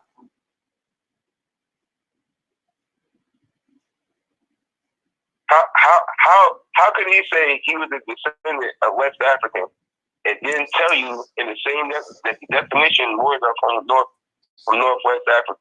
Oh, but you're dissing Moors and the ones that you're saying you're a descendant of. Because you just said West Africa. West Africa. Okay, the Moors ruled in West Africa. Like that's where they're from. They're from over there. Like that's what they say. Oh, guess what? That's not true. That's not true. Even though you said it. That's not true. That's not true. That's not true. Kill themselves just to come on bash Moorish for no reason. Islam, brother. Why? Islam. Man, I had a question for the brother though. Like, right? Like, what is your reasoning Oh for? yeah, he got kicked off, but you can ask your question still. My question is, what is your whole reasoning about this? Like, Yeah. like on top of that, let's say we was called this, we was called that. The last legal name on the books is Moors. So my thing is, you feel me? I don't care what you believe, what you think, or whatever. If this is gonna get us where we need to be, why are you so hesitant to rock with it? Like, it's not rational. Let's put it like this, you feel me? If we was to have to be called peanut butter jelly people, and that's gonna get us where we need to go, why not? I don't care if you don't like it. Why not rock with it? You know what I'm saying? Especially when they got evidence about it. You know what I'm saying? Like, you know, and when people come to this information, they don't realize the Moorish Empire, each one of these nations has a part of the empire. So it's so vast, you have to be how can I put this? You feel me? Consciousness come in degrees, right? Yeah. So if you thinking like a peasant, then you're gonna see like a peasant. But when you and I say this in the humblest way, when you think like an emperor, because we was emperors and empresses, and we shared power over here, and our cousins and brothers and sisters was kings, and they fought power. That's how we got in this predicament. You feel me? We rule from a universal principles. You see what I'm saying? So, you know, when people come and they step in, it's like you thinking minute. Yeah, we had tribes, cliques, and kingdoms and nations and all that, but they're part of an empire. So I just don't get the resistance from brothers and sisters. It's like, if this is gonna get us from A, B, C, and D, why not rock with it? Because I don't see no evidence documented, you feel me, from black, colored, and colored people. That all I see is European stuff that they said they script us of our name and heritage. So that means you was something prior to them making that known to these people on these low vibration. So if they evidence say that, our evidence backs it up. You understand what I'm saying? And when we say Moors, we linking ourselves to the beginning, the middle, the yet to come, and everything. You know, I just don't get it why it's resistant, man. You know what I'm saying? Because they can't lead. They can't even put a number on what should we get for restitution and reparations. On top of that, they don't even have a plan, these people, to dispense that and educate the people, are giving them some kind of custom traditions or nothing.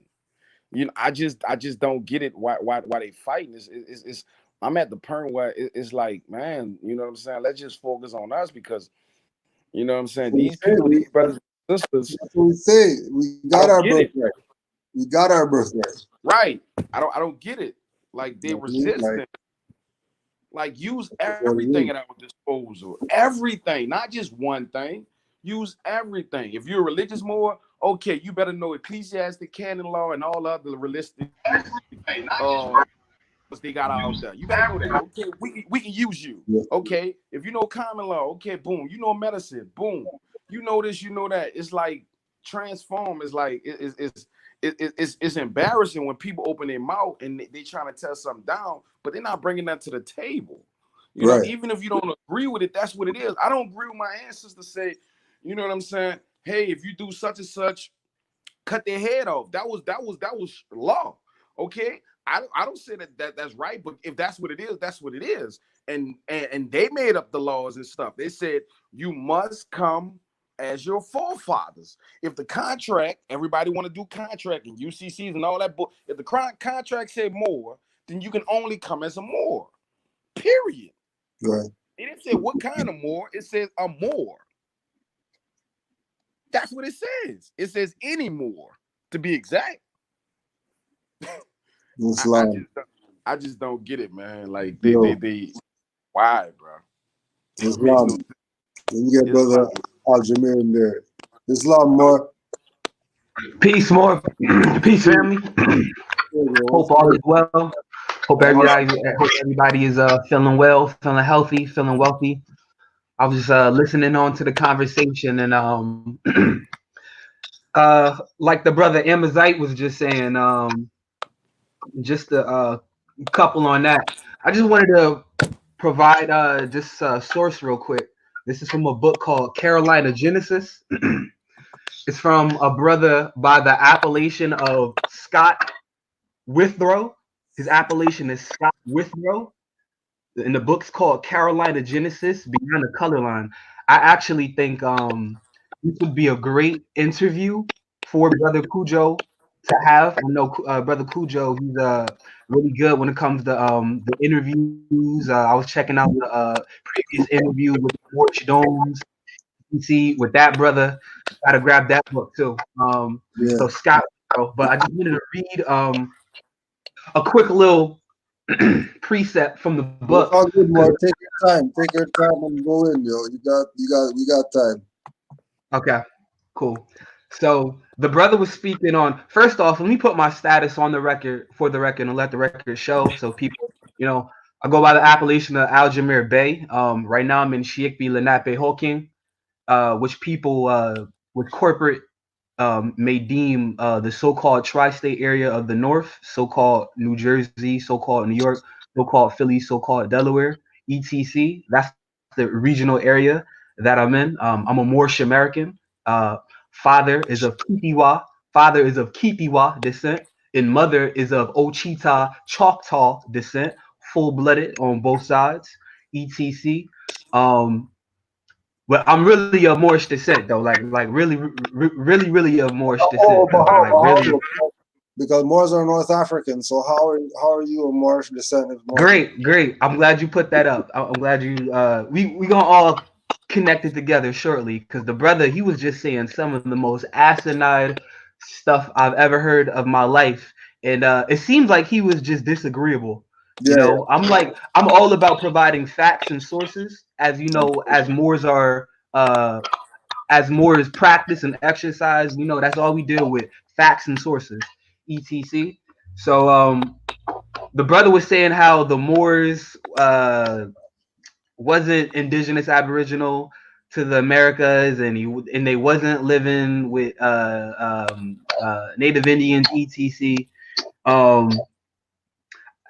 My father, his last appellation is Moor, Moore. Yeah. So like I'm like this like bloodline stuff. So his grandmother, who's my great grandmother, Ella Mae Jeter, etc.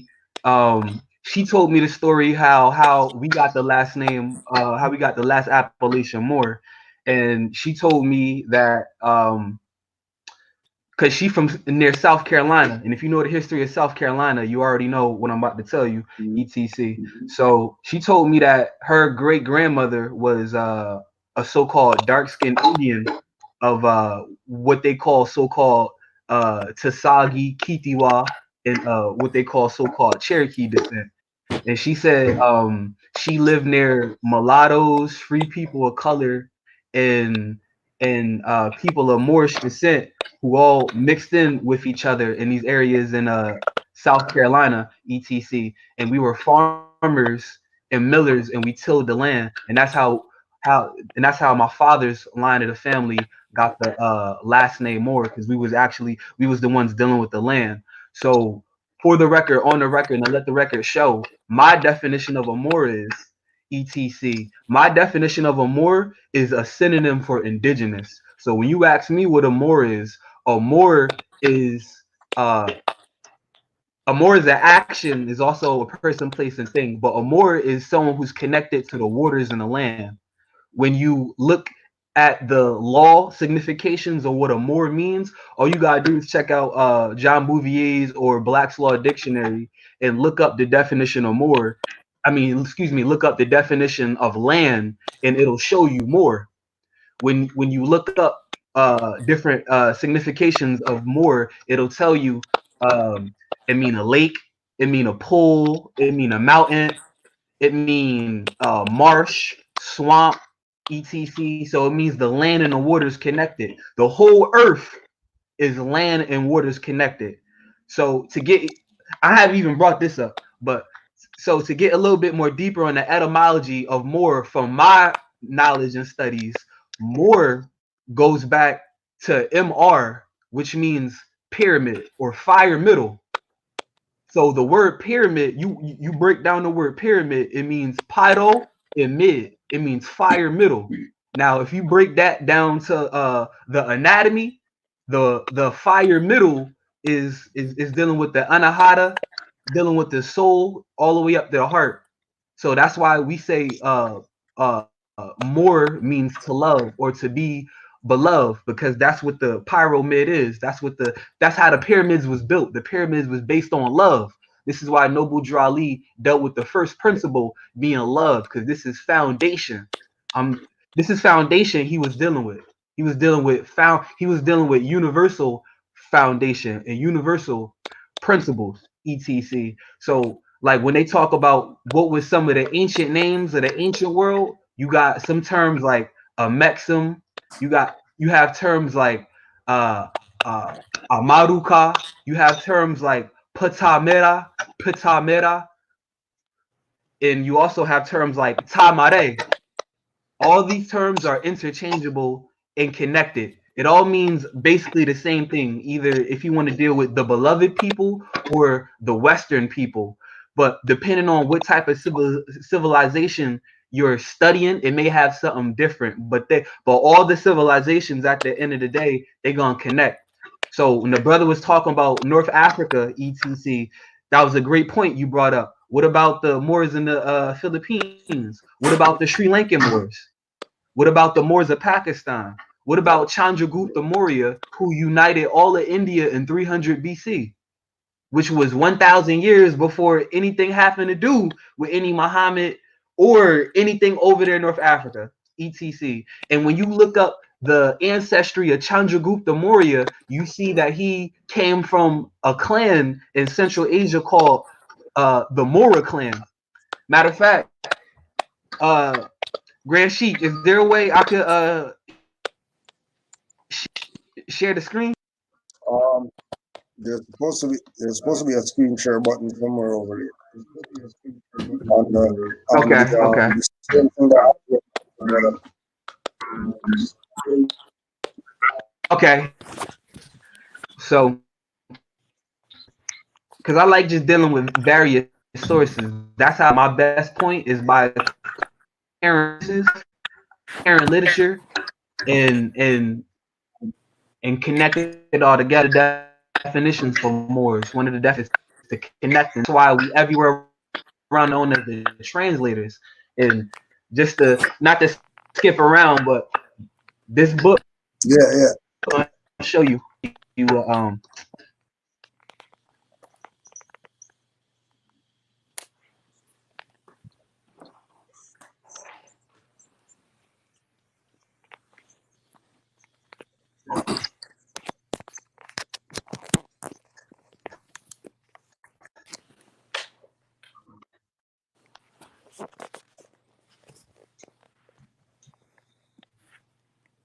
Is it sharing? Now he look like he frozen.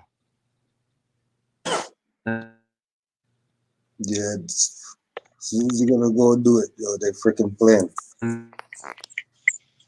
soon as you're gonna show it on them. Yeah, I can see the book. Let me screenshot it. It's frozen. Yeah, he's froze right now. Yeah, I screenshot it. Let me open it up. Carolina. Oh no, it's blurry. Carolina Genesis. Beyond the Color Line. Scott. Okay. I'm gonna have to get that book. Yeah.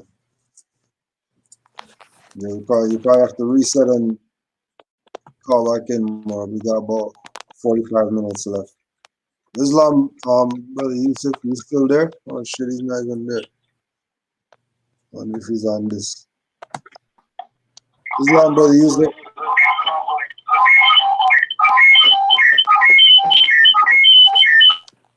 Yeah, there either. All right.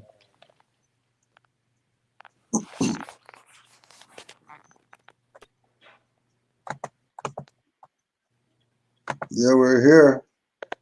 You know, if anybody else out there to get anything on the record, feel free to hit the button.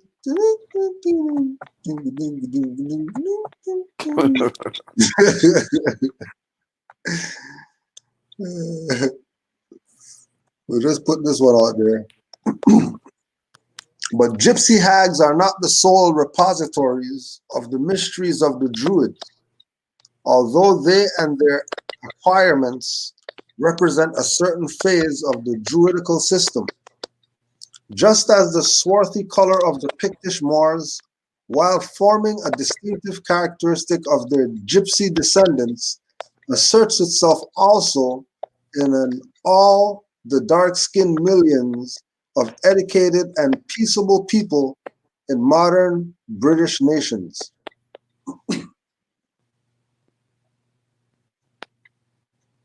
So all the St. Pats and all the BS has to do with these Druids who are us, dark-skinned people. Just like the Indigenous or dark-skinned people. They're just like the Moors. Oh, you're there still, Moor? I didn't know you were there. I just for an extension cord. I had to go get the charger real quick. Yeah. Oh, yeah, I tried to hang up on you or something. Al Jameer was going in. Yo, they're playing with his thing, bro. Playing with his thing. You asked him one question, and then all of a sudden, I said, "Oh, wait, let me go get my notebook."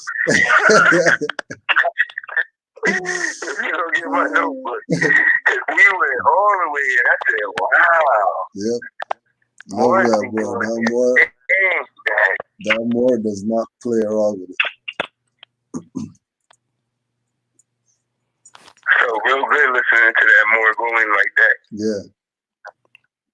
That's man, I'm glad, man. Give thanks to all the Moors, man, that be going in, man. Like for real, man. You know, I'm just cutting their heads off. Like I'm just done with it. I'm just done with it, bro. Cause it's like they. I mean, I don't know the. You know what I'm saying? It's like, okay, we was the first people, we kings and queens and all that. So you telling me we on a planet and we just gonna stay in one spot?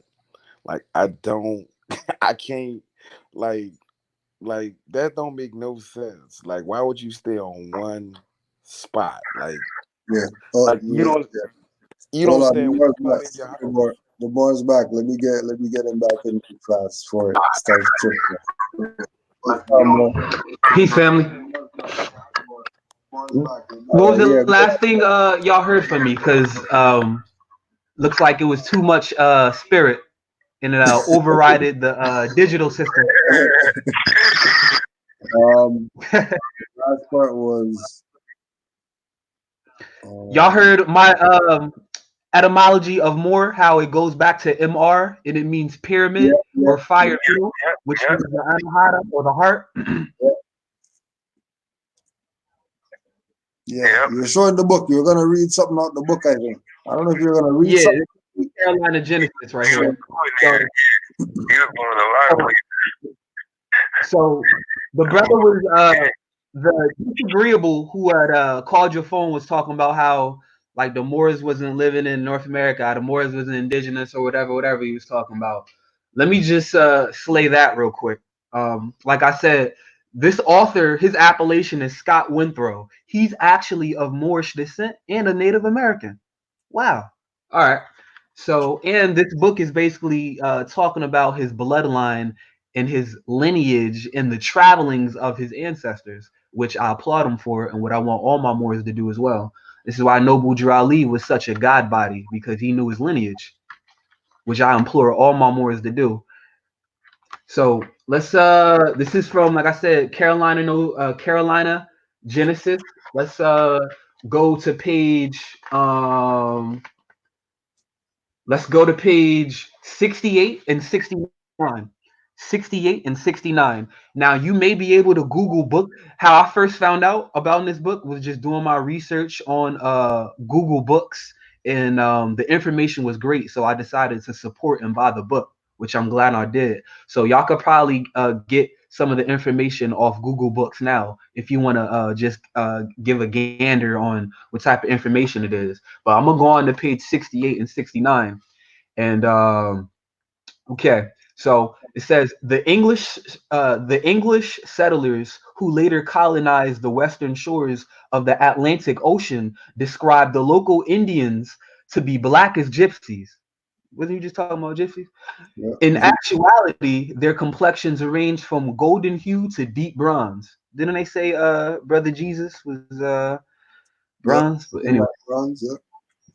Many of the Indians, however, darkened their already swarthy complexions by applying bear oil as repellent against mosquitoes and other insects. Writer Edmund W. Goss reported that by the mid 1700s, large bands of Moors, black-skinned people, quote unquote, we know black mean pale, but you already know the hijack. He reported large bands of Moors roaming up and down the area, taking liberties from the local farms that were once the plantation and lands of the local indigenous native people of New England. These native people and their allied Chichimecan Moors. So y'all might want to do y'all Googles for that. Chichimecan Moors. Y'all may have heard of an indigenous American family by the name of the Mecca, like the Mecca Indians, etc. These people are called the Chichimecan, and I believe they domicile near like Mexico, near the Pueblo, etc., near the Mascalero, around those areas. Well, it says these native people and their allied Chichimecan Moors, Ladino Chichimecan, embodied in the Amor-Gadi-Kakan ancestry, were despised by the English colonial invaders who encroached upon their lands. So what they're basically trying to say is you had the indigenous people who were known as the Chichimecan and other various titles. They wind up getting their land took and ransacked and moved, right? And then the Moors came to this. Moors encroached and not encroached. The Moors came to this area and they were allied with these same indigenous people. And they're saying that the English colonial invaders, they're saying that, and they call these people a Amor-Gadi-Kakan. I want y'all to research and check out this term. This is a term that I didn't even hear of ever until last year, until I brought this book, matter of fact. Research the term Amor-Gadi-Kakan, Amor-Gadi-Kakan, Amor-Gadi-Kakan, and there's more to it. So he's saying the Amora family appears as the Amor-Gadi-Kakan in the historical annals of the northeastern American Indian land transactions as heraldry envoys. So he's saying that these Moorish descent people known as the Amor-Gadi-Kakan were known throughout the historical annals of the American Indian land transactions. They were known as the envoys among the various tribes, clans, and families. The name transition from Amora to Junca and finally Reed represented a Christianization and Anglicizing of the family as part of the Marano. We know that the Marano, who they call the Sephardic Jews, etc., or the Moors who were Israelites, basically the Moorish Israelites, etc. So he's saying that this last name, Amora, wind up getting Christianized from Junco to Reed. And the diaspora of this name was found in such clans known as the Esopus, the Metoacs, Metoacs, the Neantic, Niantic, the Mohegan, the Pequot, Pequot, the Mohican, and the Montucket, and the Wapiner Indians. This movement manifested my family's presence formerly as the Amor-Gadi Kaken in New York, as well as in New England, as a native and tribal conglomerate compelled to expand in the South, specifically South Carolina, as free people of color to escape the colonial ethnocide in the North. So he's telling you that his family lineage comes from a Moorish lineage, and he's also saying how his lineage broke into tribes, and he gave sources. He gave you the Montuckets, the Monhecans, the Pequiots, Mohegans, the Neantecs, the Wappinger, the Aesopus, and the Metaoaks. So he's giving you names with the sources as well. So just to get into the Amor-Gadi Kaken, because I was so fascinated by that term, because I had never heard that term besides picking up this book, Carolina Genesis. So let me go back to, because this might blow some, maybe not, but this blew my mind as well, because Moor, we know one of the definitions of Moor means to connect, it means to anchor, it means to bridge, it means to pull together, tie together, etc. That's why we find Moors on all over the world. Because like this book is saying, the Moors, they were envoys. They were the translators. But let me give you the word straight from the book, straight from the author, Scott Withrow, or the editor, excuse me, the editor, Scott Withrow, on the etymology of Amor-Gadi Kaken. All right. Okay, so this right here, Amor-Gadi Kaken on the Atlantic coast. Amor-Gadi Kaken on the Atlantic coast. Earliest. The Moors in the chat are just saying to spell that out for them so they could write it down. Sure. I'll even let me. Yeah, because I'm trying to make your screen bigger, but it might not show. It might not show too good. Sure, I'll spell it out. So, Amor-Gadi Kaken is broken up into 3 variations. You have Amor, Gadi, and Kaken. AMOR for Amor, Gadi, GARI, and then Kaken, KAKANS.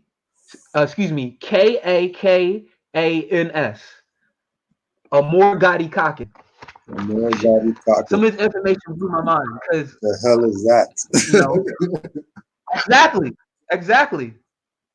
This is why I would love for you to interview this brother, because you're great with interviews, Grand Sheik.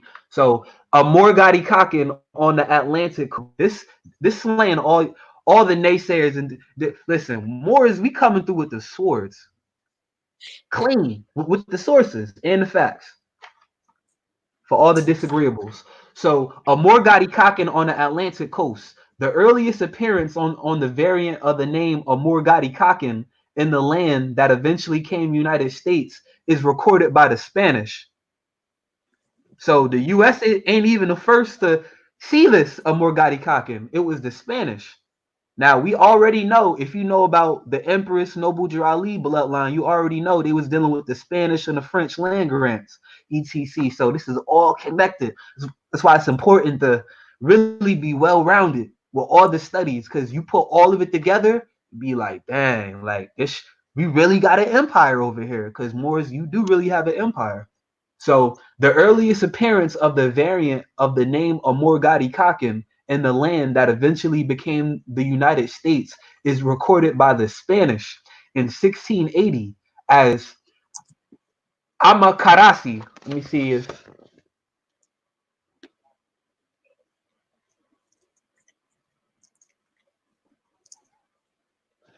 I don't know if y'all can see it, but so the earliest appearance, it appeared as this word called Amakarasi, AMACARISSE, and it was a tribal name contained in the title of the Florida Mission. So we already know about the so-called Seminoles, the red flag being up there. This gonna get into all of it. So the name was first recorded by the Spanish in 1680 as Amakarasi, a tribal name contained in the title of the Florida mission, El Nombre de Dios de Amakarasi, which was acknowledged as a Yamasee town. I don't even. So, which was acknowledged as a Yamasee town located in Tumakua province in La Florida. Swanson applied that the name Amakarasi is the original name of the Yamakra. An abbreviated form of the name Yamasee appears in the South Carolina records as the Yamasee. Like, that's a mic drop right there. So the Yamasee is the Moors. It's a mic drop right there. What they try to say about the Yamasee is, oh, they extinct. They this. Nah, the Moors, we right here in the flesh. So this is just comparing the all right. So they try to say that the Moors over on over in Northwest Africa, they say that they're what they call them. They call them Berbers in Amazigh, right? Like the brother name, like the brother appellation right there, Amazigh, right? Yeah. But when you look up the Amazigh, they'll have you bring something on North Africa. But excuse me, however, it's come to my attention were the Yamasee, who's the Amakarasi, who are the Amorgadi Kakin, who are the Moors, who are known as the translators or the beloved people. Just repeat that. When you look up, like the ignorance of the disagreeable, he said that Moors are North Africa. Cool. All right. ETC said, Moors in North Africa, they're gonna give you the Berber, and they're gonna give you the Amazigh. Well, we got an Amazigh over here too. That Amazigh is called Yamasee, ETC. So just to read it again,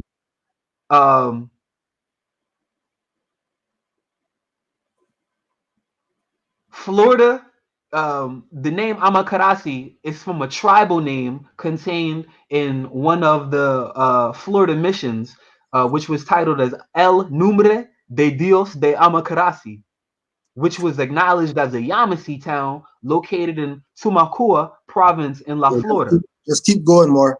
Sorry. Okay. Swanson applied that the name Amakarasi as the original name of the Yamakra. An abbreviated form of the name Yamasee appears in the South Carolina records as Yamasee. So we know that the so-called Anglo-Saxon speakers, the so-called English brother, we know they like to abbreviate everything because they couldn't pronounce our language. Our language was too in-depth. Our language was too legendary. It was too heroic, etc. So they always had to abbreviate stuff to fit their palate and tongue. That's why they always would abbreviate, etc. But that's just some information on the Moors and how they connect to the Yamasee, and how one of the original so-called Native American appellations for the Moors. So when they ask about, so when disagreeables talk about, Moors wasn't in the Americas, all you got to do is ask them, all right, well, who are the Amorgadi Kakin? And then you say, what's the relationship between the Amorgadi Kakin and the Yamasee? Or you can ask them, what's the etymology of Yamasee, etc. So let's just talk about the etymology of the Amorgadi Kakin real quick before I end this right here. I just wanted to say that to bring up this important part, because I hear all the time more disagreeables talk about how more is indigenous to the Americas and this and that. Totally clueless, totally out the lunch, and they're totally unlearned. Totally unlearned. etc. You just pull up this. Okay. All right. Cool. All right. So this is dealing on the appellation and the etymology of Amorgadi Kakin. I'm on page 64. The compounded prefixes Amorgadi and Amakadi are similar. Amor or Ama from the Spanish denotes beloved, probably derived from the Sephardic Amora, etc. So for all y'all Israelites saying that y'all not Moors, y'all connected with it too. So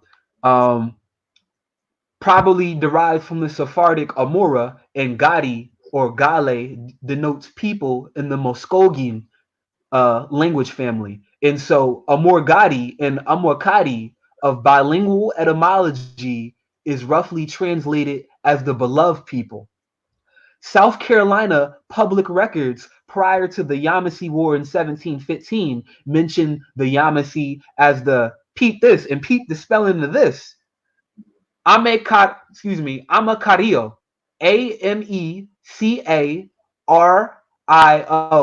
and Amercareo, Amercaraio.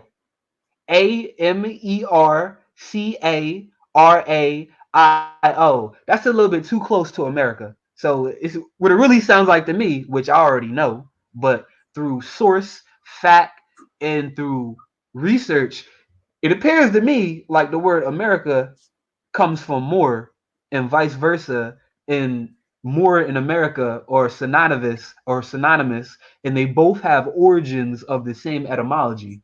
So once again, prior to 1715, the Yamasee War, prior to the Yamasee War in 1715, the Yamasee were known as the Amacareo on Westabo, also known as the Savannah River. Yamis Caron, a variant of Yamasee, was given by Francisco de Checora circa de 1721 when he was held in captivity by the Spanish. So what else more? I want to give you one more thing real quick before.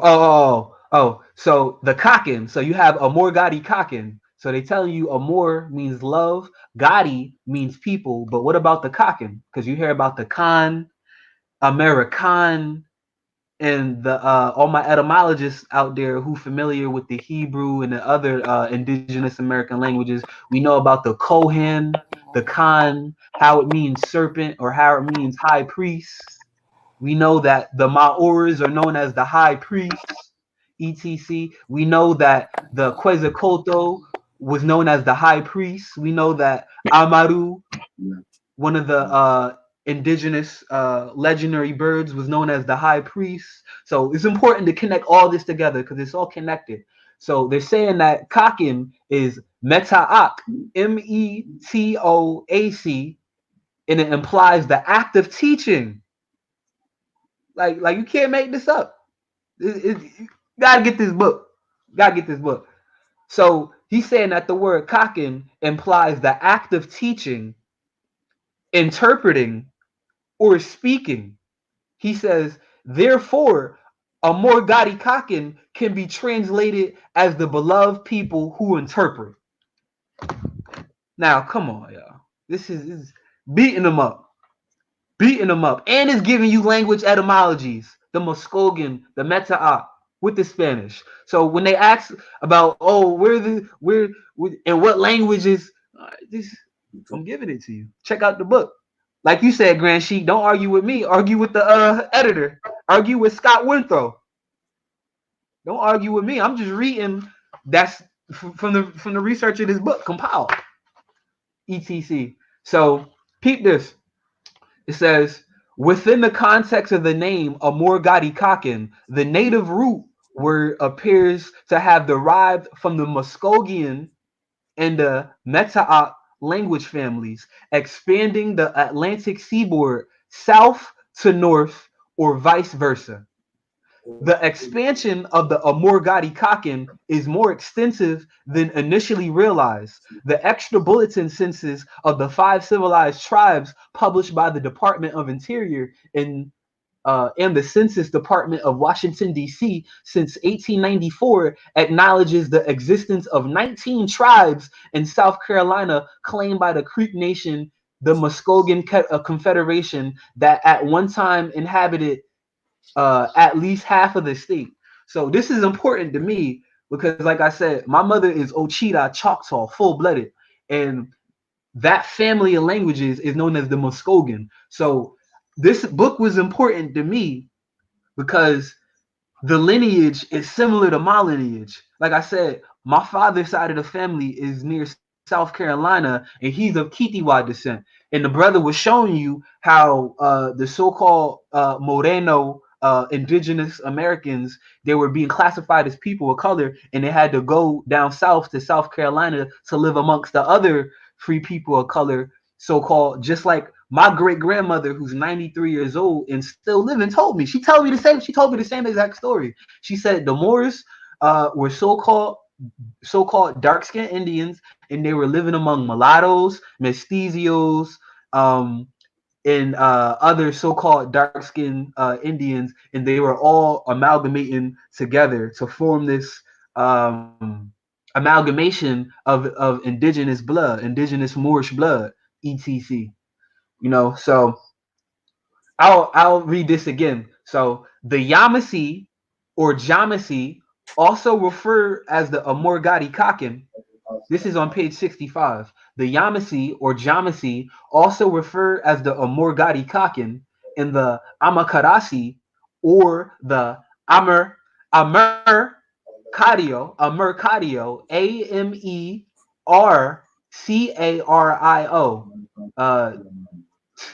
Once again, you have a Rio in there, and the word Rio is Latin and Spanish for river. We already, like I just said, more is connected to the lands and the rivers. But once again, you have the Yamasee. They were known as these different names: the Amorgadi Kakin, the Amakarasi, and they were listed as among 19 tribes. This is straight. They were listed as among 19 tribes as being dark complexion, found widely scattered among the inhabitants of North and South America. They were supposed, this they were to be immigrants of Africa prior to European discovery of America, whom D. Allison persisted in the slave hunting about Beaufort, South Carolina in 1590, having captured Francisco de Chicota at about this time. Allen referred to the Yamasee or Jamasee or the Amogadi Kakin or the Amercadio as Negroes, being valuable laborers, while the Indians were deemed worthless. So, just getting beat up with the information. So I don't want to hear nothing about Moors not being indigenous, aboriginal. Plus, we could pull up the Title 29 of the Delaware Code that said that the Lenape and the Nancy Code was using Moor on their driver's lessons. Not only was they using Moor on their driver's license, the Lenape and the Nancy Code in the Delaware was having schools built for them, authorized by Delaware for people specifically known as Moors, and that's congressional records. All you got to do is go on Title 29 of the Delaware Code, and it'll show you how the Lenape and the Nancy Code, because they were Moorish. They were using their Moorish bloodline to obtain certain rights and privileges that other people wasn't. Why? Because the Moors had treaties and compacts with the nations, etc.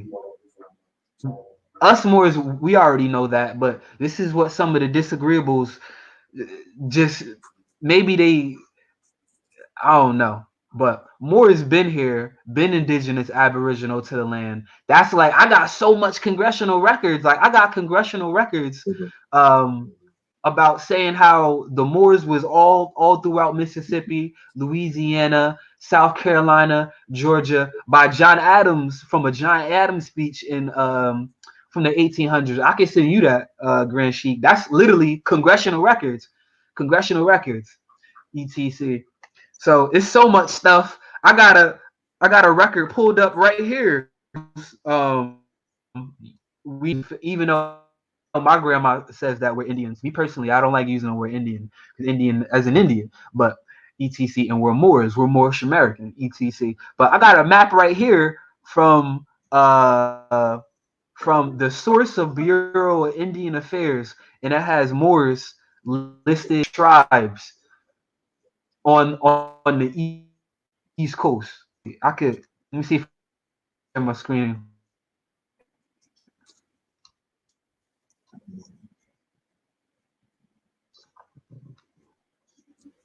Hold on.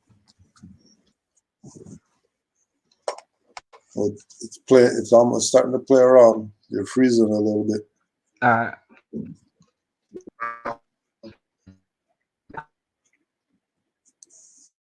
So once you start doing a little the spill all the hard drive, you know there's more spirit. Yeah.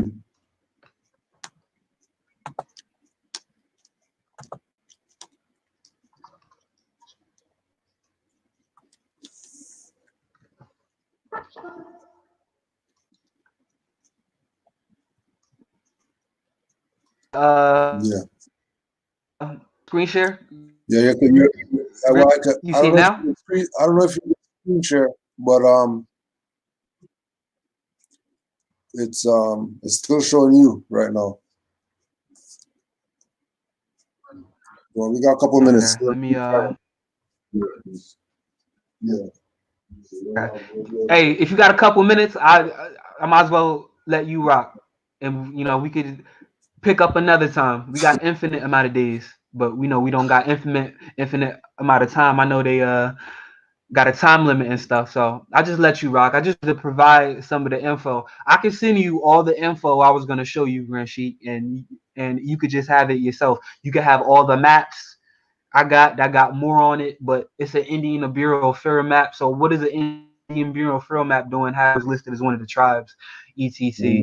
Just to have a scimitar for the haters that say, "Yo, you Moors wasn't where you? Where was y'all?" Listen, we got the sources to back it up. This book right here is slay everything right there. The Carolina Genesis Beyond the Color Line. This book, it reminds me so much of the Nature Knows No Color Line. It reminds me much of that. Yeah. It reminds me so much. So definitely snatch this book up, Grand Sheik. Yeah. I'm gonna try hunting him down. Yeah, nah, you should be able to get it off Amazon. I had grabbed it up off Amazon. Oh, it's an easy one, all right. It's a great book.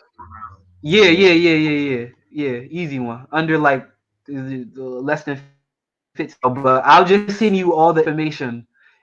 And some of this information I was about to show, I didn't show this information, but a lot of the indigenous Aboriginal community, they got a lot of the information that I was gonna show.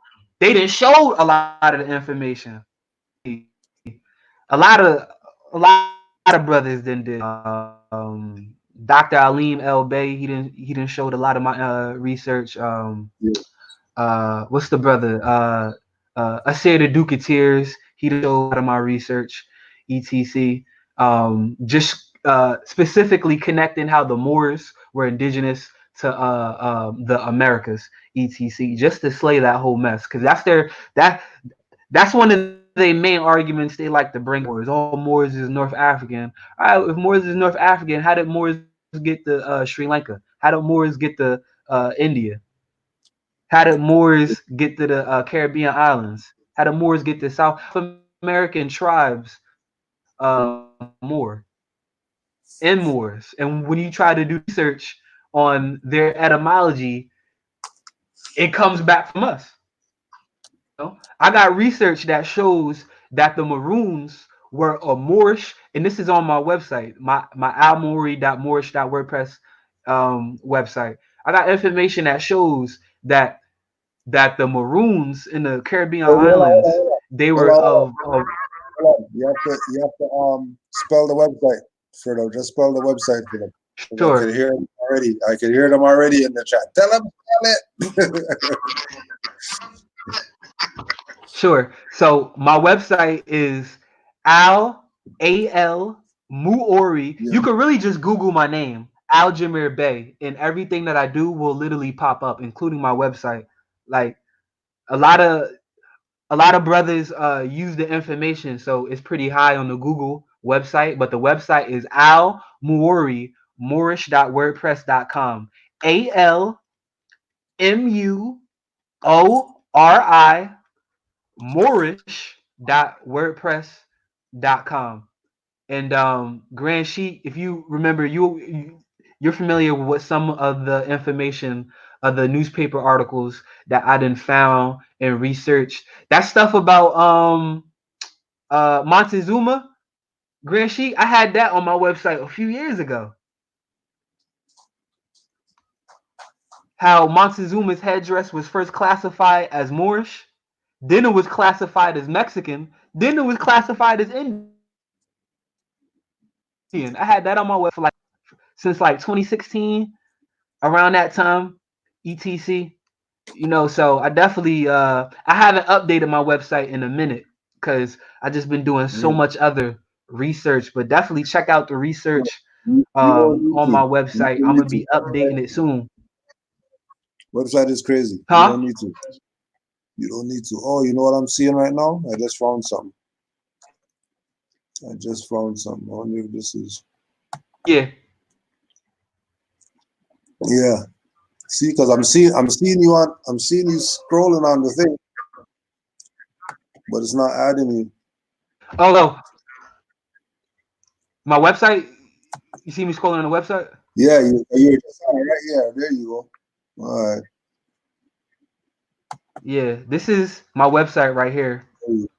I got the North Gate. This is I made that logo myself. So if you see that logo anywhere else, y'all know where y'all got it from. I personally made that North Gate one right there. This showing, I got poetry on there. I got articles about Moors, etc. That's how I originally started my website.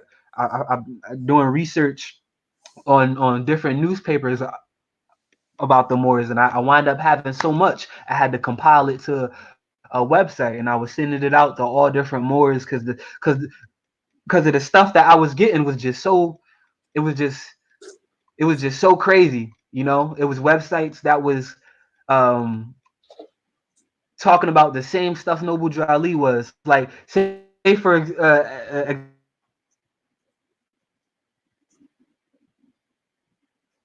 existence, say article changes and it's Pueblo people, and in the article, this article is from 1913, ironically, and it talks about these Pueblo people called the Tao. Do research on these people called the Tao, Taos. And in the article, as you can see, they're decidedly Moorish, and they talk about how their Pueblos, their language, and their way of life is decidedly Moorish. etc. And we already know that when it comes to a lot of the Pueblo so-called Indians, the Mascaleros, the Taos, the Navajo, we already know that they not only have Moorish descent, but they have a Moorish culture as well. And that from doing my research, etc., that's one thing I was able to find as well too, that a lot of the so-called Native American tribes, they speak a so-called Moorish tongue. Like you just said, they were speaking Arabic. etc. So, this the Mexican relic right here. If you can see it, this the article. Ironically, right here, this article is from 1890. The Sacramento Daily Union, Volume 80, Number 63, November 3rd, 1890. Ironically, November 3rd is Scorpio. I'm a Scorpio, but as besides that. So the article, as y'all can see right there, is called Mexican Relic. Among the many articles of interest in the New Natural History Museum at Vienna, perhaps nothing has been more discussed than an old Mexican relic which is preserved with great care under glass. This relic, which is now known as the field badge of King Montezuma, had lain for 300 years in the Arabes collection, where it was first cataloged as a Moorish hat. Long, heavy, and glistening in green gold feathers, so it was first categorized as Moorish. One investigator held that it was an Indian hat, another an Indian apron, but in 1820 it was last known as a Mexican badge of high rank, and through Ferdinand Hochstetter, it was proved to be genuine field decoration of King Montezuma, captured by Cortez in 1590 after the Battle of Otuma. This battle was followed by the wild flight of the Mexicans and robbing of the land by Cortez, who sent the standard and wardrobe of the king with much gold to the Emperor Charles V of Spain. The latter gave the standard to Pope Clement VII, who sent it to the Grand Duke of Ferdinand of Tyrol. So they were just passing this thing around. They was just passing this Moorish headdress around. They saying it's shaped like a fan and is made from tail feathers of the birds of paradise, which have a glitter like gold over the red and green and blue colors. The moth had partly destroyed it, but of the 500 original feathers, only 41 were much injured, and those have been replaced by new ones, and the former beauty is fully restored. So, like y'all already know, this is just in this article from 1890. So this has been known since the 1800s that Montezuma's whole getup was Moorish. So we know Prophet Nubu Jali was born in the late 1800s. So when Nubu Jali say I came just in time, he already knew what was up. He already knew what was up. He knew that. Matter of fact, just to add to that, let me see if I got this other this De Rukande Moor. Y'all see let me see if I got this other one. By the way, the word tariff. So when you hear about taxes, to all my studied Moors, y'all all know this. Dealing with taxes and tatis, etc. If y'all can see this, the word tariff is of Moorish origin and refers to the duty placed on imports and exports. At the southern point of Spain, running out into the Strait of Gibraltar, is the promontory which from its position commands the entrance of the Mediterranean Sea. A fortress stands upon this promontory called in times of the Moorish domination of Spain, Tarifa.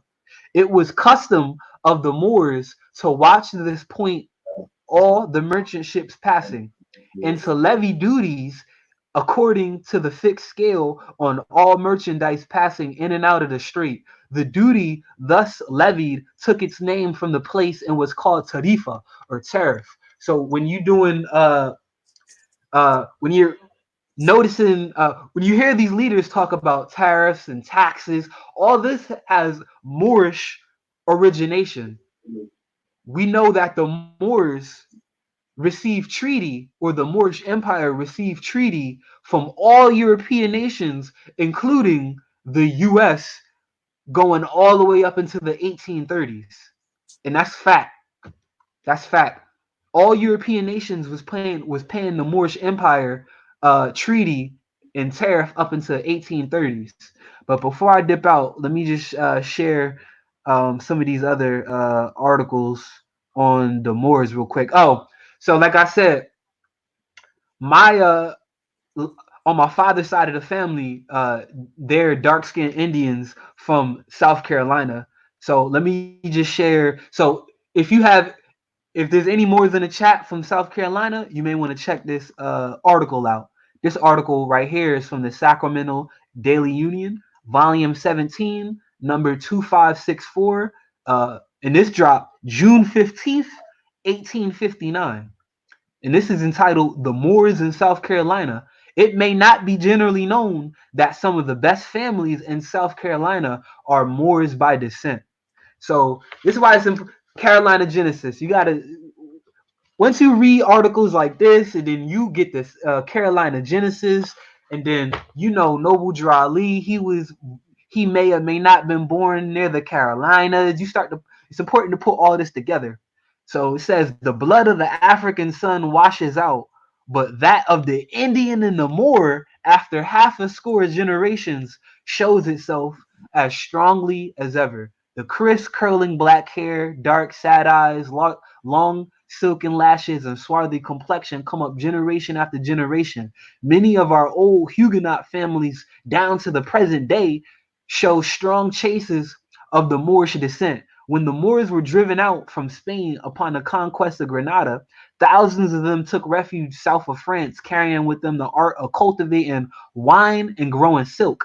Remembering their bitter persecutions in Spain, they never could become Catholic though forced by their position to renounce the Mohammedanism and become Christians. They became eventually Protestants, and when the revocation of the Edict of Nantes took place, withdrawing toleration from the Protestant religion, they were again driven to seek new homes and in large numbers immigrated to South Carolina. That's why it's important to know when you studying this Moorish descent and Moorish blood in the Americas, there's so many variations of the Moorish descent in the Americas. You have Moors who really did come from Spain, Mauritania, the Kingdom of Morocco, Africa, etc. You had Moors that came from there to the eastern board.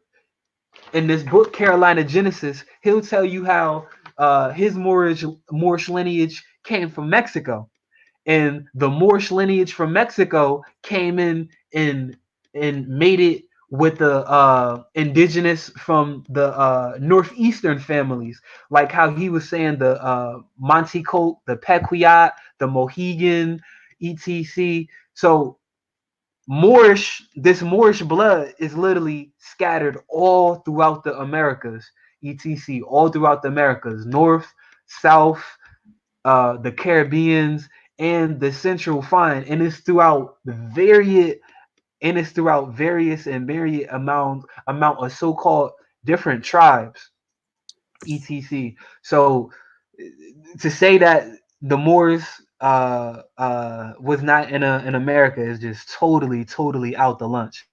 Totally out the lunch. etc. You got the Moorish blood showing up in all phases from time immemorial and ancient times. I have articles about Colombia and Argentina, how it says that the ancient Indians were known as the Moros. I repeat that. I have information talking about how the ancient Indians in Argentina and Colombia were known as the Moros. It says when you spoke on the ancient Indians of so-called Argentina, so-called Colombia, and in South America, they were known as Moros. They were known as Moros.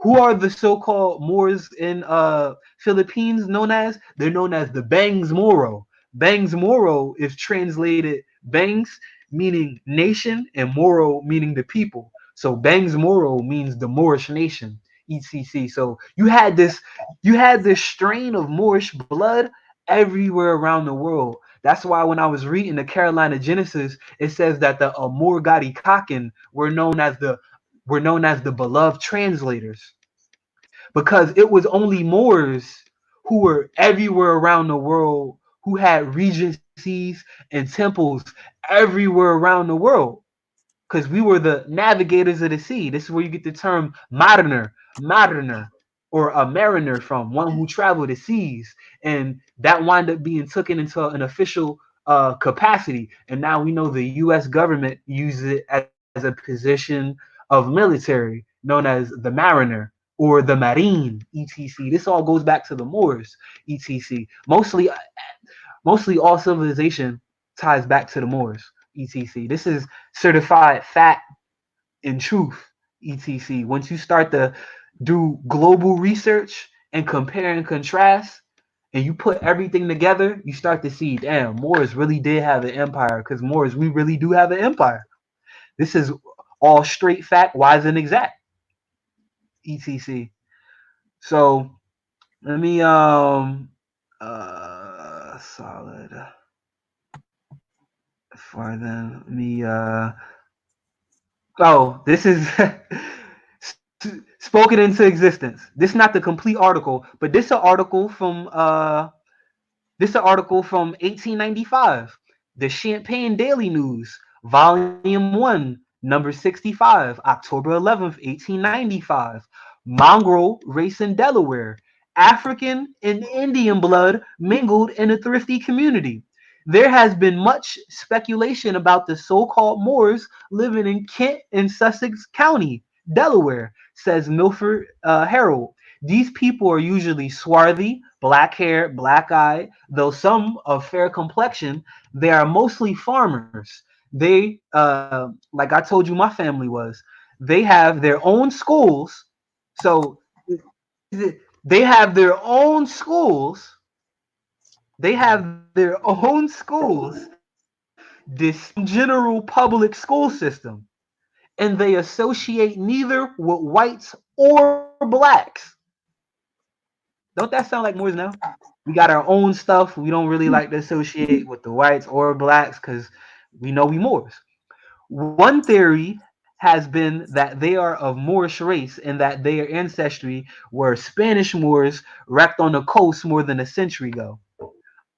Another tradition them descendants of the Nancy Coke Indians.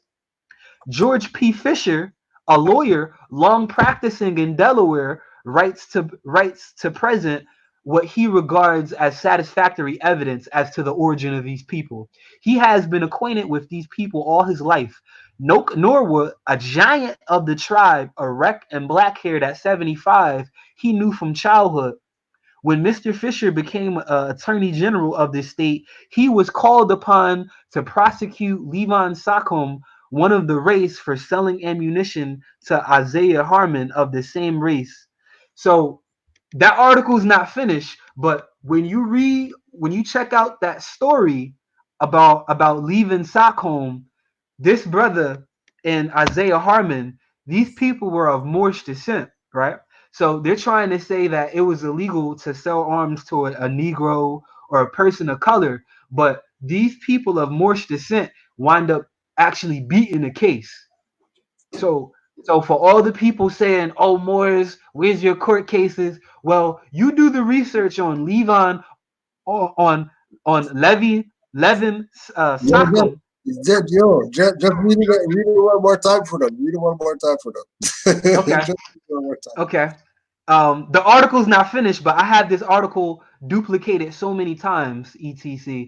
But it says when Mr. Fisher became an attorney general of the state, he was called upon to prosecute Levin Sakum, one of the race, for selling ammunition to Isaiah Harmon of the same race. This article got cut off. This was in the beginning of my research, so I was just cutting off the meat that said Moors, and I wasn't cutting off and I wasn't copy and pasting the whole article. But I got plenty of other ones of the same article. And when you do research on that case on the brother Levon Sachem and Isaiah Harmon, they were of Moorish descent and they beat the case and they won the case and they were of Moorish descent. So all the naysayers and even the Moors who ain't want to do research on Levine Sachem and Isaiah Harmon of the Nanticoke, Lenape, and Delaware area. And when you read when you check out the case, you'll see that they beat the case because they was trying to say that the people that the brother Levon Sachem and Isaiah Harmon, they were trying to say that they were Negroes. They were trying to say that they were black. They were trying to say that they were African American. They were trying to denationalize them, but evidence remained, and it was proven that they were really of Moorish descent and that they were indigenous to the Americas, and they wound up beating the case. So, etc. That's the Moroccan prince. Let me. Moorish medicine, Spanish brought orange to America, the Mexican lottery. Let me see. Moors and Turks, the Moor and his horse.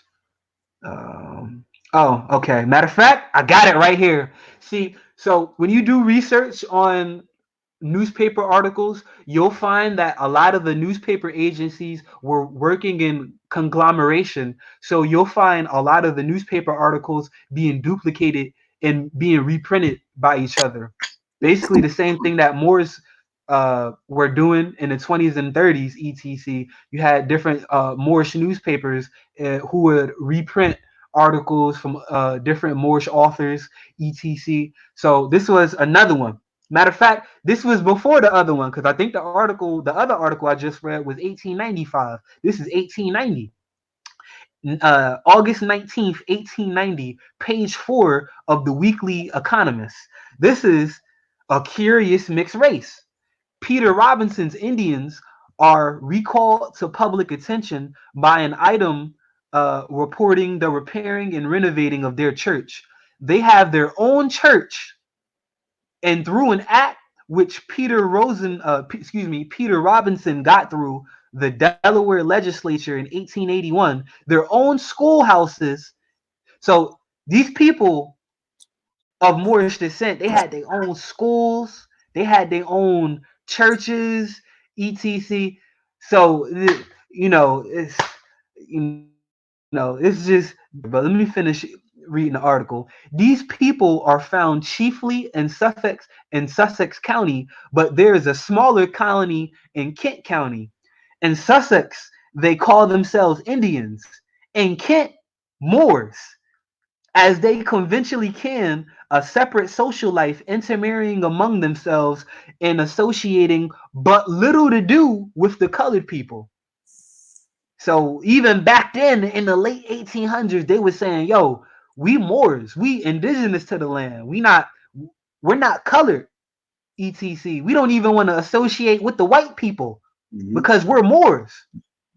But to finish the article, their genealogy became a subject of judicial investigation. So listen. So the Moorish bloodline was so ill in the 1800s, it became judicial investigation. As learned Moors, we already know this, but just reading it again, it always blows my mind. It always blows my mind because of the naysayers, because of the Moorish naysayers and the Moorish wannabes, etc. So our genealogy became judicial investigation in 1856. This before Noble Drew Ali was even born. So the U.S. government, the colonies, they know all about the Moors. They had judicial investigation upon our bloodline. So just to finish the article, judicial investigation in 1856 in the trial at Georgetown of a case against Levine Sakim for selling, contrary to the law of that day, powder and shot to one Isaiah Harmon, alleged to be a free mulatto. The case turned upon whether Harmon was of African or Indian blood, and the testimony satisfied the court that the so-called the court of these so-called colored people, their genealogy became subject of judicial. Oh, I'm reading the same thing. Okay. The evidence of the case show. The case turned upon whether Harmon was of African or Indian blood, and the testimony satisfied the court that these so-called Indians were legally mulattoes. The evidence in the case showed that nearly 200 years ago, a cargo of African slaves was landed in Luz.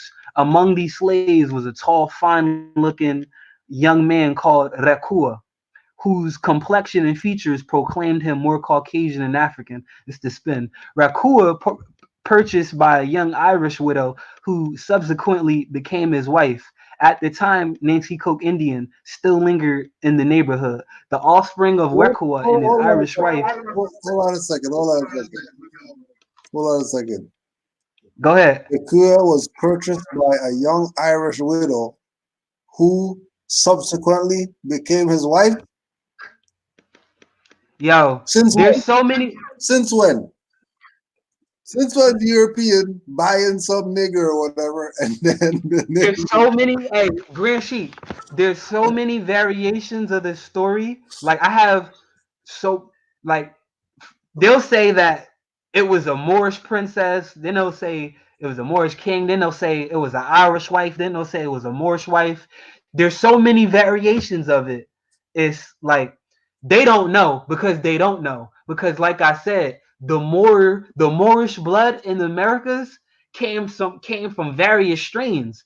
It came from a strain that was already here, and it also came from various other strains. It came from Pacific Islander people who are of Moorish descent. It came from Europeans who are of Moorish descent. It came from Africans who are of Moorish descent, and it came from Asians who are of Moorish descent, etc. And it all conglomerated throughout the Americas. This is what the naysayers don't know or don't understand because they're not learned about the history of the different Moorish bloodlines, etc. That's why it's important to not important. That's why Moorish should get this book, Carolina Genesis, etc. So it could check out all the different so-called American tribes of which the Moorish blood is found, etc. Yeah, so the offspring of Rekua and his Irish wife were not recognized in white society and were not associate and intermarry with the Indians, and their descendants have preserved that their Indian, Moorish, Irish blood with little foreign admixture to this day. So I have articles that have a variation of even that, etc. It's just one more article I wanted to bring up. If I could find it real quick. I know time's running short. Moorish Gardens, the Moor and the Spaniard, Moor Baths. Oh, here it is right here. Here's a good one too. Like I said, the Moorish blood is found throughout the Americas through various avenues, various venues. On how the Moorish blood is also in the Americas, etc. This article is from 1916, etc. So a lot of this information, when the Prophet came, a lot of this information was already being in mainstream media, etc. So, a lot of this was already there, so the Prophet was simply exercising what was already known at the time, etc. So he was just doing what he came to do. So this article right here, this is from 1916, May 31st, number 79, volume 4, San Bernardino, Moorish America. What kind of people do live in the Spanish, the Portuguese, but chiefly these European races who have intermarried with the Indians? Other nations have made lesser contributions. Brazil, which is only few days by steamer from West Africa, is 1/3 Negro, the crudest type of Negro on the American hemisphere. There is a strong mark of the Moor upon the Spaniard. The Arabic Moor wrought his customs very deeply into the life of the Spain. The Arabic Moor wrought his customs very deeply into the life of Spain. The people of Mexico and Cuba might be called Moorish Americans rather than Latin Americans.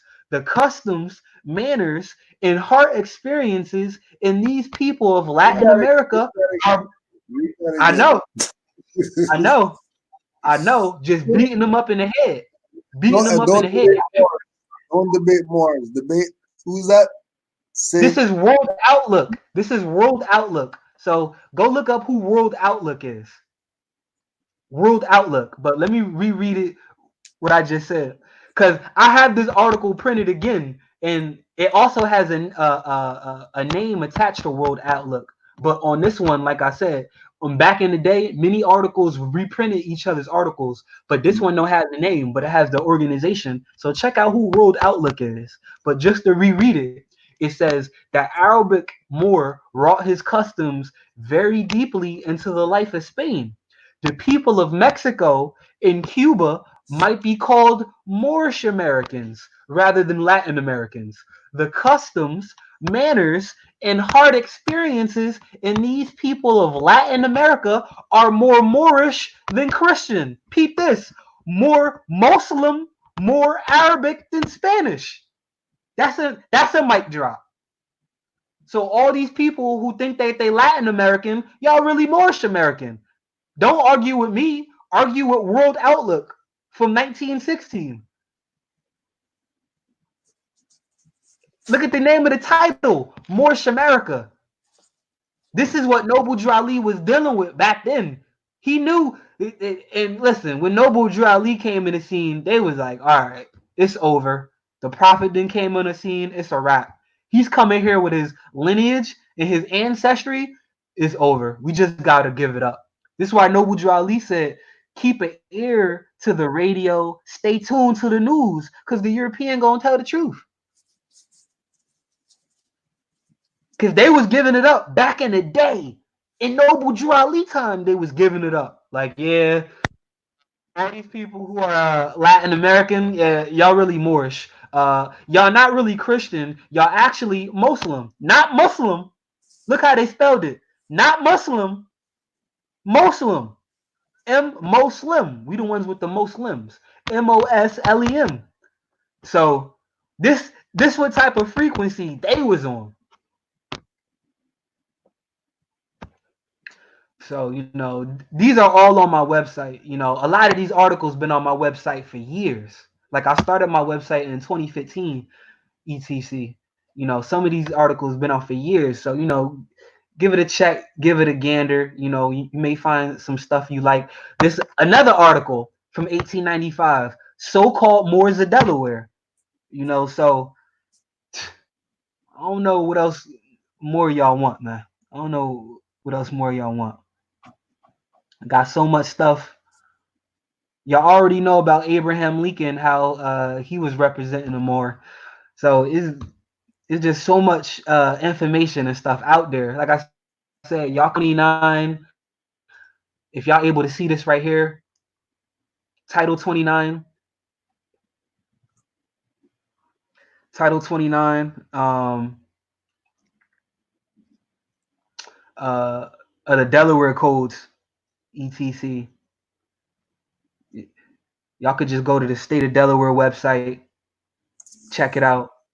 Like Moore's done already brought this out. Like we done brought this out last year. So for disagreeables to say where are you Moors at, y'all, something's really wrong with y'all. Y'all clearly unlearned, or y'all are pay agents. Either the two. And I say it's the latter. I say it's the latter because this ain't no hard stuff to find out. This is easy. It's not at all. This is right on Delaware State Code. Like throughout the book, the article, Moors, we had our own schools, churches, etc. separate. You could just the Indian. Let me just read this real quick. So 106, the Lenape Indian tribe of Delaware recognition. So, and we hear this a lot from the Aboriginal Indigenous community. They say, "Oh, you Moors are hijackers." Moors are hijackers, especially from Caramayo. Yo, bro, this dude Caramayo. This dude's gonna talk about how Moors are hijacking indigenous culture. Last time I checked, you was from so-called Costa Rica, and last time I checked, the highest legislation, you could look it up, Grand Sheet, the highest legislation building in Costa Rica, guess what architecture is in? Guess what architecture the highest legislature building in Costa Rica is in? Guess what type of architecture it's in? Los Indios? Nope. It ain't in no Indian architecture. It's in Moorish architecture. So now who's hijacking? That's for Caramayo. Caramayo, you're gonna say Moors is hijacking, but Hermano, the same place you from, the highest legislation building architecture is in Moorish architecture. So how is you coming? And then when you do research and you check out the author of whom the Grand Sheik interview in that book, you find all this Moorish architecture all throughout the Americas, and you find majority of it was built by Moors. How come majority? From my knowledge and research, Grand Sheik, it appears that the majority architecture throughout the Americas is in Moorish architecture. That's what it appears to me. And my question is, why is majority of the architecture throughout the Americas in Moorish architecture? How come it's not of an Indian architecture? That's because they Moors. You know, so and when we start bringing the information, you know, the sources, I got so many congressional records, man. It's not even funny, but just to read on, it says, this tribe of Lenape or Nanticoke, etc., Um, they are members of the tribe, preserved, displayed, and manifested close cultural ties with one another by conducting themselves in a social, economic manner as to identify themselves as being culturally and ethnically distinct. Hey, Grand Sheep, when these disagreeables be talking about Moor, don't they be saying, "Oh, Moor don't have no self ethnic distinction"? Don't they be saying that? Yeah, yeah. Well, the congressional records say different. Cut, cut, cut. Don't argue with me. Argue with Delaware congressional records. Y'all saying, "Oh, Moor don't have no self identification," or whatever the BS was saying. But here it says members of the tribe preserved, displayed, and manifested close culture ties with one another, conducting themselves in a social and economic manner so as to identify themselves as being culturally and ethnically distinct. The tribe can date their ancestry ties as far as early back as the 1700s, predating the U.S. government and predating the U.S. colonial affairs, etc. Because the U.S. colonial affairs ain't really get popping into the 1700s. Before then, you had the Dutch, Great Britain, Spain, France. You had different nations in the 1600s. The U.S. colony ain't get popping into the 1700s. So once again, just cutting them up left and right. Left and right. Clean swipes. The tribe was formerly known as Moors, and for many decades of the 20th century, state documents such as the driver's license designated the tribe's race as M. So, what more do you want? Like, so who's hijacking? Who's hijacking? Who's hijacking? Is it Moors or are they Moors? And Are they hijacking Moors or are they just Moorish descent? That's why they had licenses with Moor on it. When the last time you heard some stuff like that? Oh yeah, my license got Moor on it. And just in case too, this tribe was formerly known as Moors. Formerly means past, in case you want to play it dumb. Yep. Because you keep calling yourself tribes, but there was something pre the tribes. Yeah, that's a good point. Pre the tribes were Moors. Yeah, that's a good. Known as the Moors. The tribe was formerly known as the Moors. If that one tribe was known as the Moors, more than likely all the tribes were known as the Moors. Yeah. Why wouldn't they be? If they're all Aboriginal and Indigenous, why wouldn't they be? Yeah, whatever else you got, more. We got the stream. You know what I mean? We're good right now. So if you got anything else, feel free to. I do. Let's just read number 6 and 7. Feel free to offload, yo. Let's just read 6 and 7 real quick. There has been unofficial statewide acceptance recognition of the tribe for at least 125 years, though a former process of reviewing applicable state laws, historical anthropological references, and previous actions by the General Assembly and state agencies, the Department of State concluded by 2009 that this state has historically acknowledged the tribe. Number 7, the Smithsonian Institute issued an annual report in 1948. So this not 1700s anymore. Now this 1948, in which the tribe was referred to as the Moors of Kent County, Delaware, and identified as a surviving Indian group in the eastern United States. So in 1700s, they was known as Moors.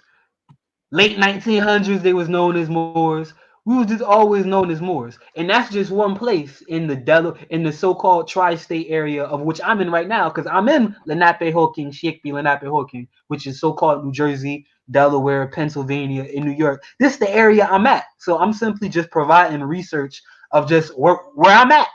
I ain't even that deep. I don't even got to go nowhere else. All I got to do is look in my backyard for Moorish information in the Americas as far as being indigenous, aboriginal, etc. For me personally, etc. So let me what the disagreeable brother was saying about the Moors in North Africa. Let me just read this real quick. Chandragupta Maurya, right? Chandragupta Maurya was the head leader and general of the Mauryan Empire, right? Before it was even called India, right? So this is an article that was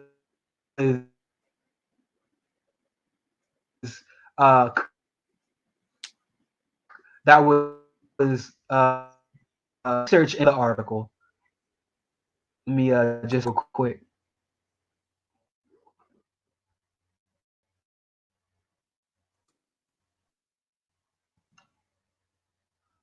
So right here it's called Dahaya, who's the author, B.S. Dahaya, that identity of the Moors. This was an article that was compiled, finding what was the Moorians, who do they etc. All around the world. These people are global people.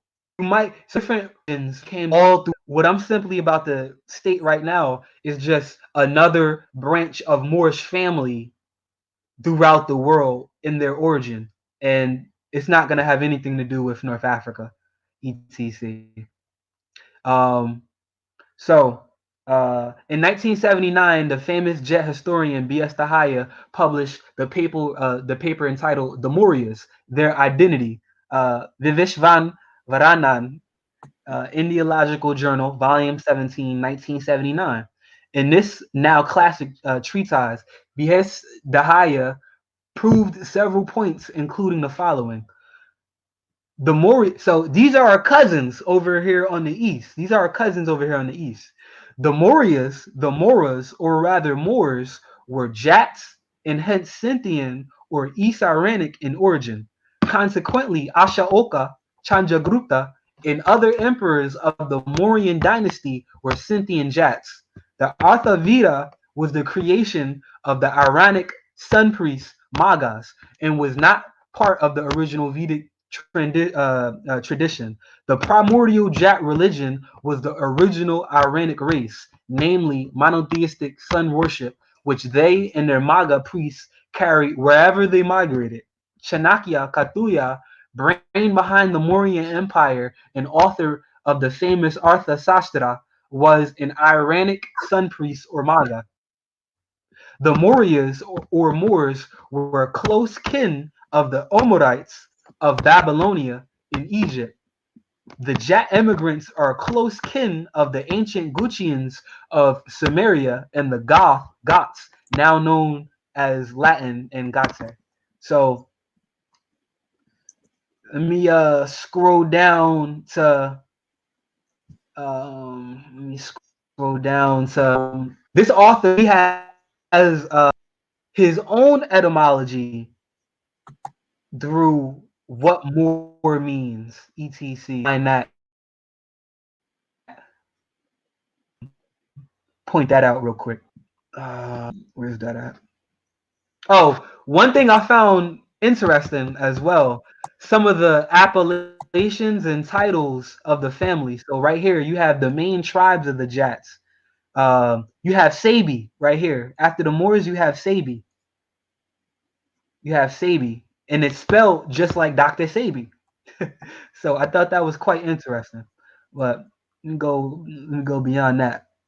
etc. But Sabi was supposed to be from Central America. But that's just showing you the Moorish blood lineage. Let me see.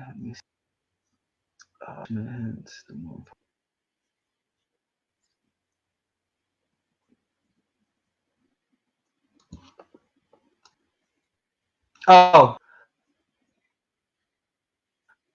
okay. Here. Uh, just get the page. Let me go to the page. Talk about where the Moors are around the world.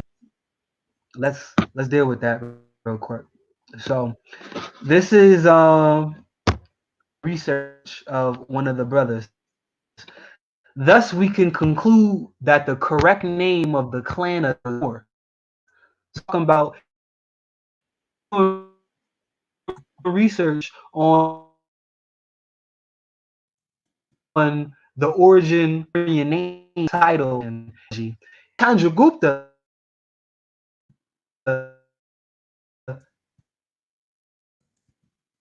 his clan title was, he said, the same, which is the son Moor, is a given word that the Jats spread out from Central Asia in various directions, and many of them went to Europe, where they were called Goths, Jutes. We also mentioned how the Jat clan called Savi.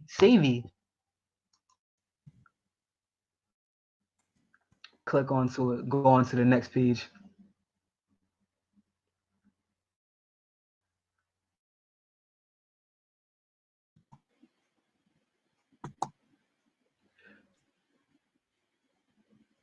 Of Scandinavia.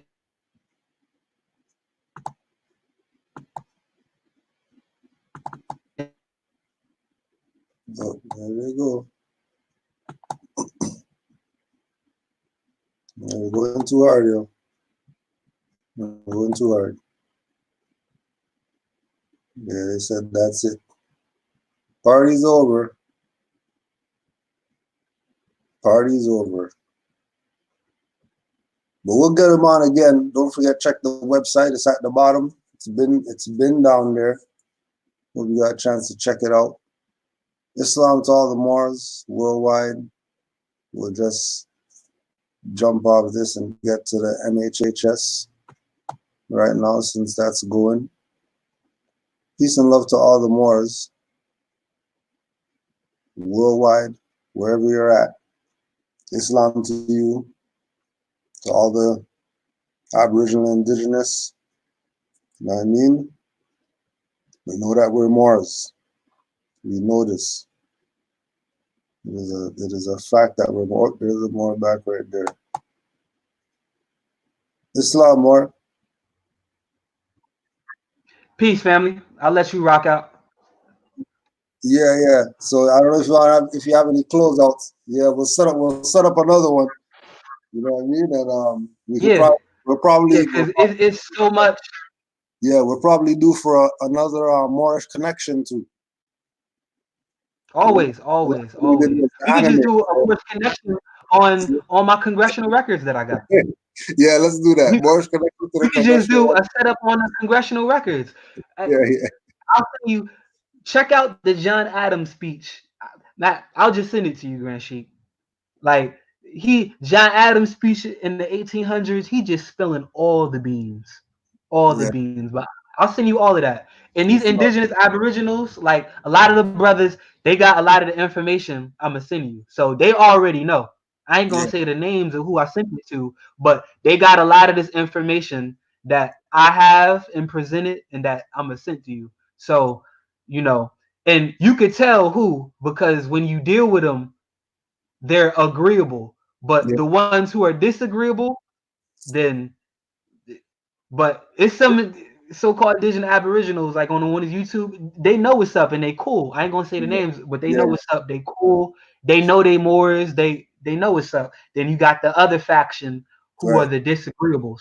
But when you show them the sources in congressional records, it's a wrap. But we'll set something up, Grand Sheik. I gotta give you my I'll send you my number. Do email. Yeah. Just do that through the email. No doubt. Give thanks, Moor. I got you. It was a pleasure building with you, as always. Peace, Moor. Islam to all the Moors. Peace and love. And we'll actually, you know what? We'll just, where did that thing go? How much time's left? Yeah, there's some seconds left in this. There's a minute left. You can give you this minute. Close out with this minute for you. Right back where we started. Don't debate Moors.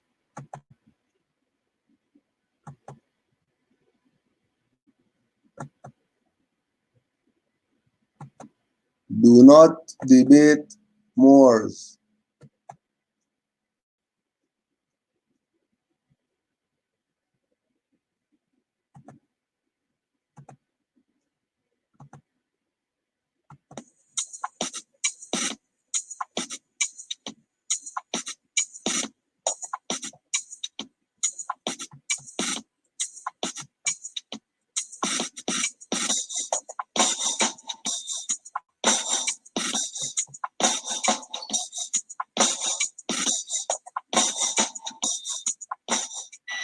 What about these? What about the theory that these Masons are also wear a fez? What is that? Okay. Moors should be the only ones wearing a fez. Yeah. It's because their tassel can go 360 degrees, Right. and they wear it at the 33-degree mark. Right. When they go to these conferences and they all meet up with each other, and they, it's a way of smearing it in their face, like, well, you guys can only go to 33 degrees or 32 degrees. Of course. You're stunted. You're limited. You're frozen. And you're a bunch of freaks. Yeah. So that's what that's all about. If you see a Mason wearing a fez, one of two things is taking place. Either they're about to jump ship and leave that Masonic lodge, or they're pretending to be something they're not and following in the footsteps of stealing someone else's history. Right. Okay? I would prefer to think that the glass is half full and that they're waking up to the truth and getting ready to jump ship and come to the other side. Yeah. Maybe that's why. Because there are a lot of Black Masons that since the 1960s, I found this out from a Black 32nd degree Mason. Since the 1960s, there was a huge, huge schism between the Prince Hall Masons and the Illuminati Masons. Yeah. Okay? Because why was that? Because of the assassinations that took place in the 60s. Yeah. Yeah. Okay, think about it. You got a Black man who's fed a whole bunch of lies and propaganda and horseshit by his white masters that he's equal to his white master, he's allowed to sit at the same table, even though he'll only be 32nd degree, and that he'll be taken care of. Well, then he's looking on TV and he's seeing Malcolm X lying in a pool of blood. He's seeing Martin Luther King lying in a pool of blood. Medgar Evers shot dead, okay? And all of a sudden, that's a wake-up call to him. Wait a minute. You said we were going to be taken care of. That's why you got the spook that sits at the door. Yeah. And that's, once that happened, it forced a lot of the Prince Hall Black Masons to pull their collective heads out of their collective asses and realize what's really going on here. And that's where the schism took place, and they broke away from the Illuminati Masons. Now, a Mason's a Mason. If you're still calling yourself a Mason, you're still an idiot, okay? But that was the first step forward towards coming over to the Moorish legacy, was breaking away from the white Illuminati Masons. Many of them did, yes. Okay? Yeah. And that's why I have a lot of hope there that these Black Masons are finally getting a grip on reality and realizing that their Moorish brothers and sisters were always telling them the truth.